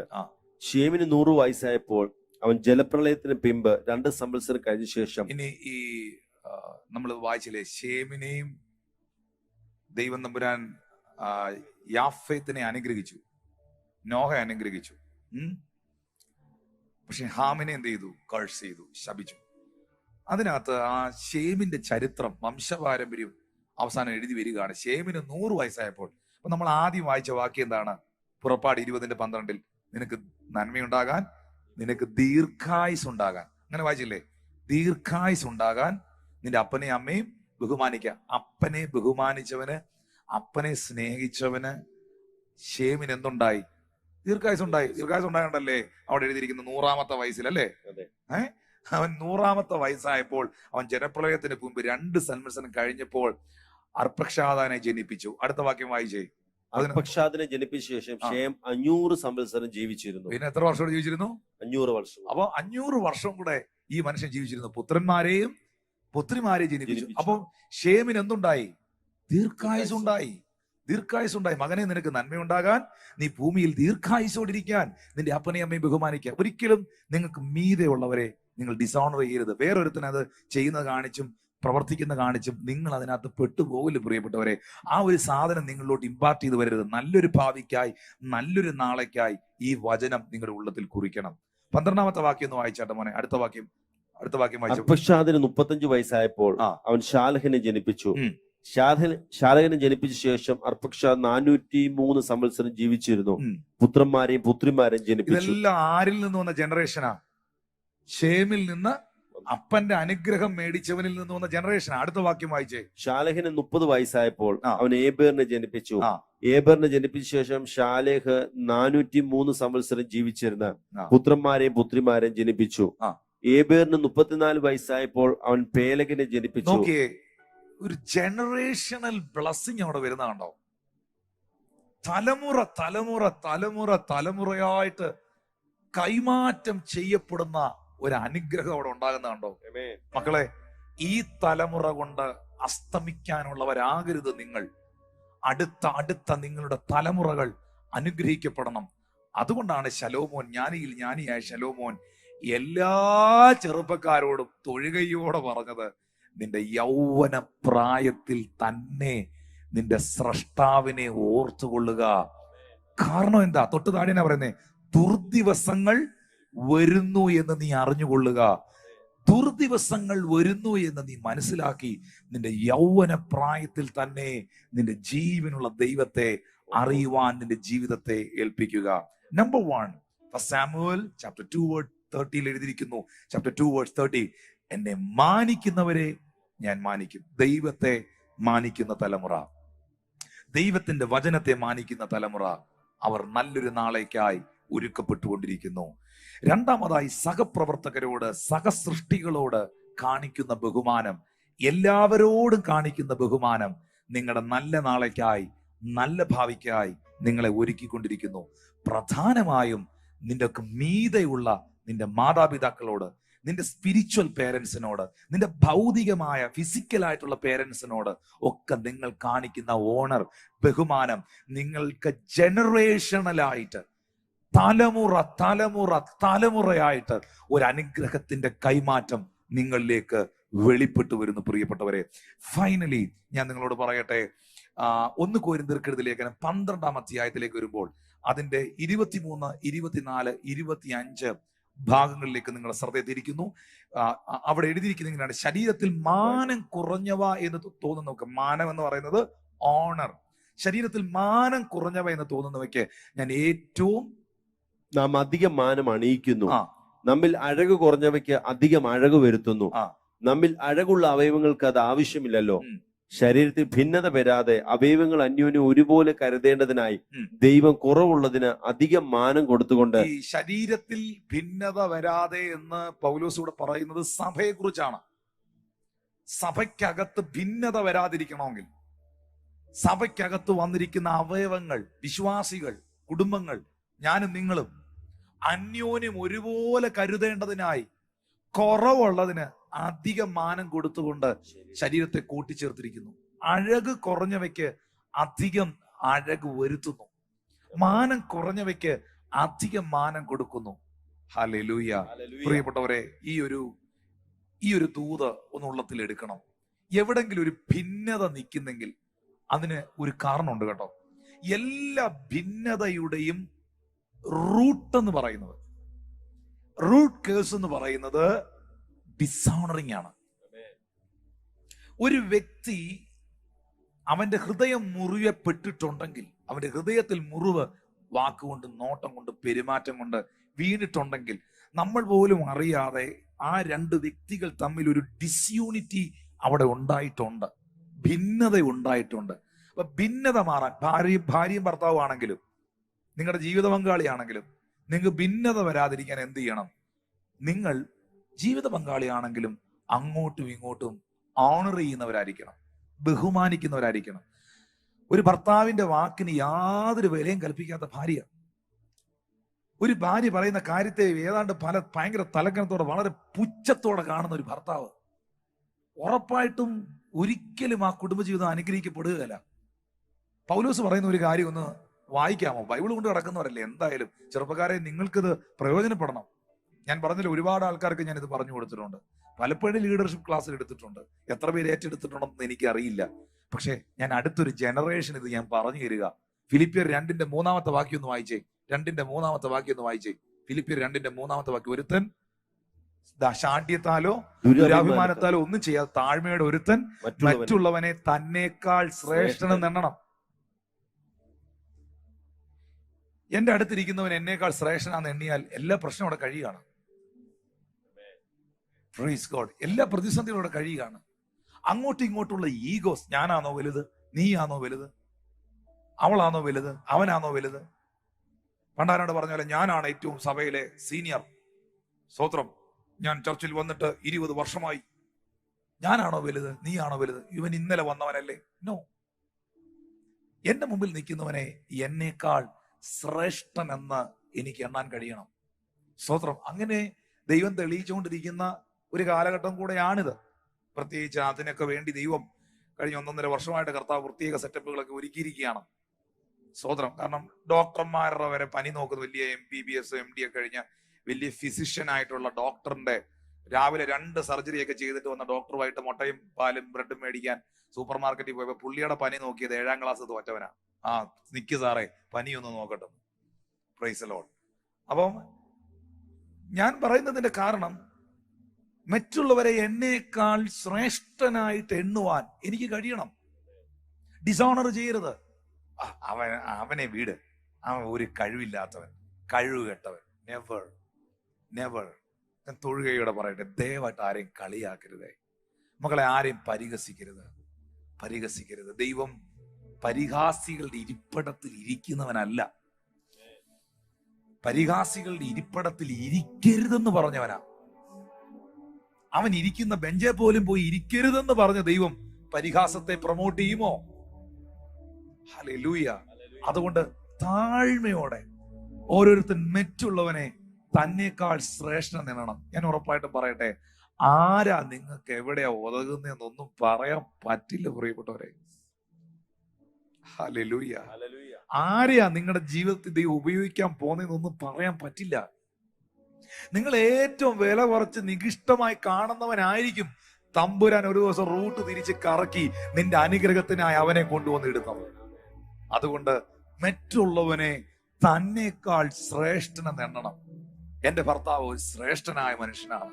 ആ ഭർത്താവ് ചിന്തിക്കുന്നു, എന്റെ ഭാര്യ ശ്രേഷ്ഠയായ ഒരു മകളാണ്, എന്റെ കുഞ്ഞുങ്ങളെ നോക്കുന്നു, എന്റെ പേരൻസിനെ നോക്കുന്നു, എന്റെ കുടുംബത്തെ നോക്കുന്നു, അവളുടെ ശ്രേഷ്ഠത എത്ര വലുതാണ് എന്നൊരു ഭാര്യ ഭർത്താവ് അങ്ങോട്ടും ഇങ്ങോട്ടും ഓണർ ചെയ്താൽ ആ വീടൊരു സ്വർഗമാണ്. Hallelujah, hallelujah. സത്യമല്ലേ? 1 പത്രോസിന്റെ ലേഖനം 3-ാം അധ്യായത്തിന്റെ 7-ാം വാക്യം ഒന്ന് വായിച്ചേ. 1 Peter chapter 3 verse 7. ഞാൻ പ്രാർത്ഥിക്കാൻ പോവാ. 1 പത്രോസിന്റെ ലേഖനം 3-ാം അധ്യായം 7-ാം വാക്യം വായിച്ചേ. അങ്ങനെ തന്നെ ഭർത്താക്കന്മാരെ, നിങ്ങളുടെ പ്രാർത്ഥനയ്ക്ക് മുടക്കം വരാതിരിക്കേണ്ടതിന് വിവേകത്തോട് ഭാര്യയോട് കൂടെ വസിച്ച് സ്ത്രീജന ബലഹീന പാത്രം എന്നും അവർ ജീവന്റെ കൃപയ്ക്ക് കൂട്ടവകാശികളും ഓർത്ത് അവർക്ക് ബഹുമാനം കൊടുപ്പി. ഭാര്യയ്ക്ക് എന്ത് കൊടുക്കണം? ബഹുമാനം കൊടുക്കണം. ഓണർ. എല്ലാവരും എല്ലാ പ്രശ്നത്തിനും പരിഹാരം. അറ്റ്ലീസ്റ്റ് ഈ 1 മണിക്കൂർ മെസ്സേജിനകത്ത് ഇത്രയെങ്കിലും പഠിച്ചിട്ട് പോണേ. എല്ലാ പ്രശ്നങ്ങളുടെയും പരിഹാരം 2 ക്യാപ്സൂളിലാണ്. സ്നേഹവും ബഹുമാനം. ഈ 2 മരുന്ന് കഴിച്ചാൽ മതി, എല്ലാ പ്രശ്നങ്ങളും നിങ്ങളെ വിട്ടുപോകും. എന്നാൽ എല്ലാ പ്രശ്നങ്ങളും ഉണ്ടാക്കാൻ 2 ബോംബ് ഉണ്ടാക്കുകയാണ്. അപമാനിക്കുക, സ്നേഹിക്കാതിരിക്കുക, കയ്പ് വെച്ച് പുലർത്തുക, അവിശ്വസിക്കുക, തിന്മ പ്രചരിപ്പിക്കുക. ഈ 2 കാര്യം മതി ആ വ്യക്തിയെ തകർത്ത് കളയാൻ. കാരണം ഡിസോണറിങ് ദൈവം വെറുക്കുന്നു. സദൃശ്യവാക്യങ്ങൾ എടുത്തേ, 6-ാം അധ്യായം, അതിന്റെ സദൃശ്യവാക്യങ്ങൾ 6-ന്റെ 16 മുതൽ ഉള്ള വാക്യങ്ങൾ വായിച്ചു. 16-19 വരെയുള്ള വാക്യങ്ങൾ പെട്ടെന്ന് വായിച്ചു. 6 കാര്യം യഹോവ വെറുക്കുന്നു, 7 കാര്യം അവന് അറപ്പാകുന്നു. 6 കാര്യം യഹോവ വെറുക്കുന്നു, 7 കാര്യം അവന് അറപ്പാകുന്നു. എന്നാക്കെന്ന് നോക്കി. ഗർവമുള്ള കണ്ണും വ്യാജമുള്ള നാവും കുറ്റമില്ലാത്ത രക്തം ചുരിയുന്ന കൈയും ദുരുപായം നിരൂപിക്കുന്ന ഹൃദയവും ദോഷത്തിന് ബന്ധപ്പെട്ട് ഓടുന്ന കാലും ഫോഷ്ക് പറയുന്ന കള്ളസാക്ഷിയും സഹോദരന്മാരുടെ ഇടയിൽ വഴക്കുണ്ടാക്കുന്നവന് സഹോദരന്മാരുടെ ഇടയിൽ വഴക്കുണ്ടാക്കുന്നവനെ ദൈവത്തിന് ഇഷ്ടമല്ലെന്നാണ് ബൈബിളിൽ എഴുതിയിരിക്കുന്നത്. സഹോദരന്മാരുടെ ഇടയിൽ വഴക്കുണ്ടാക്കുന്നവൻ, അങ്ങോട്ടും ഇങ്ങോട്ടും വഴക്കുണ്ടാക്കാനുള്ള കാര്യങ്ങൾ പറഞ്ഞു കൊടുക്കുന്നവനെ ദൈവം വെറുക്കുന്നു എന്നാണ് രേഖപ്പെടുത്തിയിരിക്കുന്നത്. ഇനി 2 തീമോഥെയോസിന്റെ ലേഖനം 2-ാം അധ്യായത്തിന്റെ 20 മുതലുള്ള വാക്യങ്ങൾ പെട്ടെന്ന് വായിച്ചേ. യെസ്. എന്നാൽ ഒരു വലിയ വീട്ടിൽ ആ. പൊന്നും വെള്ളിയും കൊണ്ടുള്ള സാമാനങ്ങൾ മാത്രമല്ല, ഉം. മരവും മണ്ണും കൊണ്ടുള്ളവയും ഉണ്ട്. ഉം. ചിലത് മാന്യകാര്യത്തിനും ചിലത് ഹീനകാര്യത്തിനും ഉപയോഗിക്കുന്നു. ഉം. ഇവയെ വിട്ടകന്ന് തന്നെ താൻ വെടിപ്പാക്കുന്നവൻ വിശുദ്ധവും ഉടമസ്ഥന് ഉപയോഗവുമായി നല്ല വേലയ്ക്കൊക്കെയും ഒരുങ്ങിയിരിക്കുന്ന മാനപാത്രമായിരിക്കും. ഇന്ന് മെസ്സേജ് അവസാനിപ്പിക്കും. എല്ലാ ചെറുപ്പക്കാരോടും പറയട്ടെ, നിങ്ങൾ ഒരു മാനപാത്രമാകണം. ഒരു മാനപാത്രം. ഹല്ലേലൂയ. പലരും മാനിക്കുന്ന ഒരു വെസലാകണം. അവിടെ എഴുതിയിരിക്കുന്നത് ഈ shall be A vessel and owner.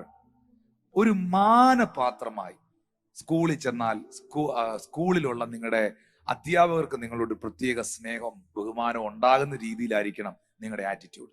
നിങ്ങൾ സഭയിലായിരിക്കുമ്പോൾ നിങ്ങളുടെ സഭയിലെ ദൈവദാസന് നിങ്ങളൊരു പ്രത്യേക സ്നേഹം തോന്നണം. ഉള്ളം കൊണ്ട് ആ മനുഷ്യന് നിങ്ങളോടൊരു ബഹുമാനം തോന്നണം. ഇതെല്ലാം അങ്ങോട്ട് കൊടുക്കുന്നതാണ് ഇങ്ങോട്ട് കിട്ടുന്നത്. ഗിവ് റെസ്പെക്ട്, ടേക്ക് റെസ്പെക്ട് എന്നാണ്. മാനം കൊടുത്താൽ നമുക്ക് മാനം കിട്ടും, സ്നേഹം കൊടുത്താൽ നമുക്ക് സ്നേഹം കിട്ടും. ഞാൻ ഉറപ്പായും എൻ്റെ അനുഭവത്തിൽ, ഞാൻ ഒരു മർത്തോമ സമുദായത്തിൽ നിന്ന് വന്ന മനുഷ്യനാണ്. ഞാൻ മർത്തോമ സമുദായത്തിൽ ഒരുപാട് കുടുംബങ്ങളെ ആ നിലകളിൽ കണ്ടിട്ടുണ്ട്. പെന്തിക്കോസ് ലോകത്തിൽ പലരെയും കണ്ടിട്ടുണ്ട്. മറ്റുള്ളവനെ പരിഹസിക്കുകയും താറുമാറാക്കാൻ ശ്രമിക്കുകയും മറ്റുള്ളവനെ തകർക്കാൻ അതിനകത്ത് ഞാൻ ഈ പറഞ്ഞില്ല, ഞാൻ സഭയുടെ പേര് പറഞ്ഞതിൽ എന്നോട് ക്ഷമിക്കണം. അതിനകത്ത് ജാതി മതമൊന്നുമില്ല.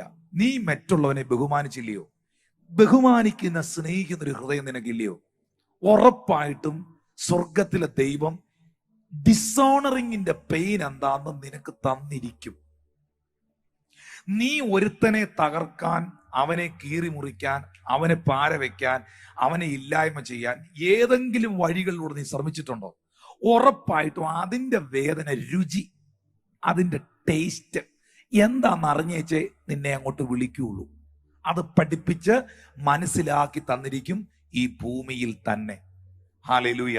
അതുകൊണ്ട് ഈ തലമുറ കൊണ്ട് നിന്റെ ജീവിതം തീരാതിരിക്കുവാൻ നല്ലൊരു നാളേക്കായി, നല്ലൊരു ഭാവിക്കായി ദൈവത്തെ സ്നേഹിക്കുക, ദൈവത്തെ ബഹുമാനിക്കുക, ദൈവഹിതമില്ലാത്ത കാര്യങ്ങൾ ചെയ്യാതിരിക്കുക. മനുഷ്യ, നീ വിതയ്ക്കുന്നത് തന്നെ കൊയ്യും.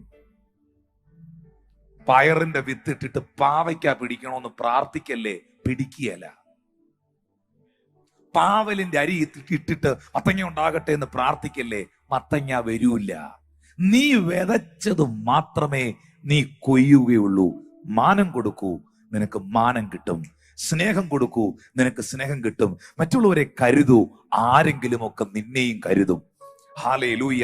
നല്ലൊരു നാളേക്കായി, നല്ലൊരു ഭാവിക്കായി ജീവിതത്തെ ഒന്ന് ഏൽപ്പിച്ച ചെറുപ്പക്കാരെ, സഹോദരങ്ങളെ കർത്താവിന്റെ കരങ്ങളിലോട്ട് ഒന്ന് ഏൽപ്പിച്ചു കൊടുത്തേ. ആ കരങ്ങളെ ഒന്ന് ഉയർത്തിപ്പിടിച്ചേ, അധരങ്ങൾ തുറന്നൊന്ന് പ്രാർത്ഥിച്ചേ. Hallelujah, hallelujah.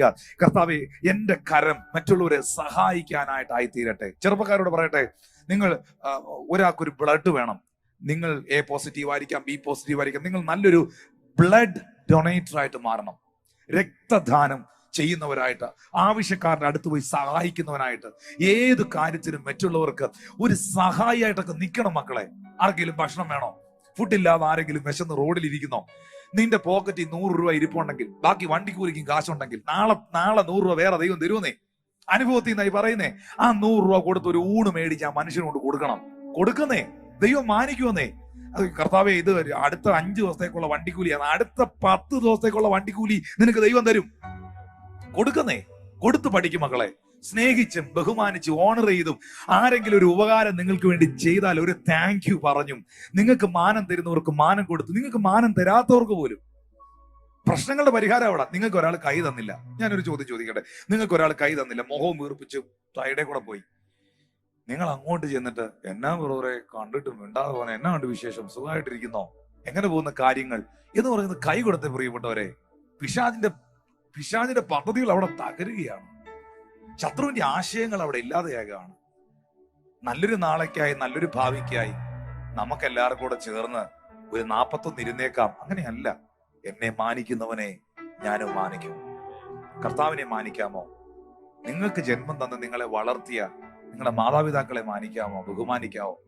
നരച്ചവന്റെ മുമ്പിൽ എഴുന്നേറ്റ് നിൽക്കാവോ? മറ്റുള്ളവരുടെ മുമ്പിൽ ഒരു മാതൃകയായിട്ട് ജീവിക്കാവോ? വിശന്നൊരുത്തൻ മുമ്പിൽ വന്നാൽ അവന് ഭക്ഷണം മേടിച്ചു കൊടുക്കാവോ? ദാഹിക്കുന്നവന് നിങ്ങൾ വെള്ളം കൊടുക്കാവോ? കഴിഞ്ഞ ദിവസം ഒരു വളരെ പ്രസിദ്ധയായിട്ടുള്ള ഒരു സാമൂഹിക പ്രവർത്തക പറഞ്ഞൊരു കാര്യമുണ്ട്. യേശു കർത്താവ് വിശക്കുന്നവർക്ക് അപ്പം കൊടുത്തു, വിശക്കുന്നവർക്ക് അപ്പം വിളമ്പി, സമാധാനമില്ലാത്തവർക്ക് സമാധാനം കൊടുത്തു. അവർക്ക് എന്തായിരുന്നോ വേണ്ടത് അത് യേശു അവർക്ക് കൊടുത്തു. അതായിരുന്നു അവരെ സംബന്ധിച്ചിടത്തോളം അവർക്ക് ലഭിച്ച ഗുഡ് ന്യൂസ്. അതാണ് good news. That is A gospel. Hallelujah, hallelujah, hallelujah. ചൈനയിൽ നടന്ന ഒരു സംഭവം ഞാൻ ഇങ്ങനെ വായിച്ചത് പറയട്ടെ. 2 കണ്ണിനും കാഴ്ചയില്ലാത്ത ഒരമ്മ, ആ അമ്മ വഴിയോരത്ത് ഇങ്ങനെ കൊട്ടയ്ക്കകത്ത് ആപ്പിള് വിൽക്കുന്ന ഒരു അമ്മയാണ്. വഴിയോരത്ത് ഫുട്പാത്തിൽ ആപ്പിൾ വിറ്റുകൊണ്ടിരുന്ന ഈ അമ്മയുടെ ആപ്പിൾ കൂട, കാഴ്ചയില്ലാത്ത അമ്മയുടെ ആപ്പിൾ കൂട ഏതോ ഒരു വാഹനം സൈഡ് എടുത്തു പോയപ്പം എല്ലാം കൂടി ഇടിഞ്ഞു മറിഞ്ഞ് താഴെ പോയി. അവർക്ക് മനസ്സിലായി അവരുടെ ആപ്പിൾ കൂടകളെല്ലാം താഴെ വീണെന്ന്. അവർ തപ്പിയപ്പം കുറെയൊക്കെ തറയിൽ കിടപ്പുണ്ട്, കുറെയൊക്കെ അവർ വാരി കിട്ടും. നോക്കിയപ്പോ കൂടകൾ ഇങ്ങനെ ടച്ച് ചെയ്ത് എണ്ണിയപ്പം കൂടകളെല്ലാം ഇല്ല. ആപ്പിൾ എവിടേക്കോ പോയെന്ന് അവർക്ക് മനസ്സിലായി. പക്ഷെ അതുവഴി പോയൊരു ചെറുപ്പക്കാരൻ, ഞാൻ കണ്ട ഒരു ഷോർട്ട് വീഡിയോ ആണത്. അതുവഴി പോയൊരു ചെറുപ്പക്കാരൻ ആ കൂടകളെല്ലാം തിരിച്ച് പെറുക്കി ആ ടേബിളിന്റെ മേളിൽ വെച്ച് ഉരുണ്ടുപോയ ആപ്പിളുകളെല്ലാം തിരികെ പെറുക്കിക്കൊണ്ട് വന്ന് ആ കൂടയ്ക്കകത്ത് കയറ്റി വെച്ച് ആ അമ്മയോട് പറഞ്ഞു, ഇനി എന്ന് കൗണ്ട് ചെയ്ത് നോക്കാൻ പറഞ്ഞു. അവരെങ്ങനെ 1 2 3 4 5 ഇങ്ങനെ അവർ കൗണ്ട് ചെയ്ത് അവരുടെ കൂടകളും ആപ്പിളുകളും എല്ലാം തിരികെ വന്നു കഴിഞ്ഞപ്പോൾ ആ കണ്ണ് കാണാൻ വയ്യാത്ത അമ്മ ഈ മകനോട് ചോദിക്കുകയാണേ, are you Jesus? Are you Jesus? നീ യേശുവാണോ? Hallelujah. That is a good news. That is a good news. അതാണ് അവരെ സംബന്ധിച്ചിടത്തോളം ഗുഡ് ന്യൂസ്. നിങ്ങൾ പാടുന്ന പാട്ടുകളെക്കാളും നിങ്ങൾ പറയുന്ന പ്രസംഗങ്ങളെക്കാളും ഒക്കെ ഏറ്റവും വില അതിനാ. പ്രിയപ്പെട്ടവരെ, ബഹുമാനിക്കുന്ന ഒരു തലമുറ എഴുന്നേൽക്കട്ടെ, സ്നേഹിക്കുന്ന ഒരു തലമുറ എഴുന്നേൽക്കട്ടെ, സഹായിക്കുന്ന ഒരു തലമുറ എഴുന്നേൽക്കട്ടെ, ഉപകാരം ചെയ്തവരുടെ കണ്ണെ നോക്കി താങ്ക് യു പറയുന്ന ഒരു തലമുറ എഴുന്നേൽക്കട്ടെ. പ്രാർത്ഥിക്കാം. കർത്താവേ, അവിടുത്തെ കരങ്ങളിലേക്ക് നിന്റെ മക്കളെ നൽകി തരുന്നു. യേശുവിന്റെ നാമത്തിൽ നിന്റെ കുഞ്ഞുങ്ങളെ അനുഗ്രഹിച്ച് പ്രാർത്ഥിക്കുന്നു. നല്ലൊരു നാളേക്കായി, നല്ലൊരു ഭാവിക്കായി ഇന്ന് കേട്ട സന്ദേശങ്ങൾ ഏറെ കരുതിക്കൊള്ളുവാൻ അവർക്ക് കൃപ ചെയ്യണമേ എന്ന് ഞാൻ അങ്ങോട്ട് പ്രാർത്ഥിക്കുന്നു. നല്ല സ്വഭാവത്തിനുടമകളായി അവർ തീരേണ്ടതിനായി പ്രാർത്ഥിക്കുന്നു. അനുഗ്രഹിക്കപ്പെട്ട ഭാവി അവർക്കുണ്ടാകേണ്ടതിനായി പ്രാർത്ഥിക്കുന്നു. വാക്കിൽ, നടപ്പിൽ, പ്രവൃത്തിയിൽ, ആറ്റിറ്റ്യൂഡിൽ മറ്റു പലർക്കും അവരൊരു അനുഗ്രഹമായി തീരട്ടെ എന്ന് ഞാൻ പ്രാർത്ഥിക്കുന്നു. അവിടുന്ന് പ്രാർത്ഥന കേട്ടതിനായി നന്ദി. നിന്റെ കുഞ്ഞുങ്ങളെ അനുഗ്രഹിച്ച് പ്രാർത്ഥിക്കുന്നു യേശുവിന്റെ നാമത്തിൽ തന്നെ. ആമേൻ. May God bless you and I bless you in Jesus' almighty name. Amen.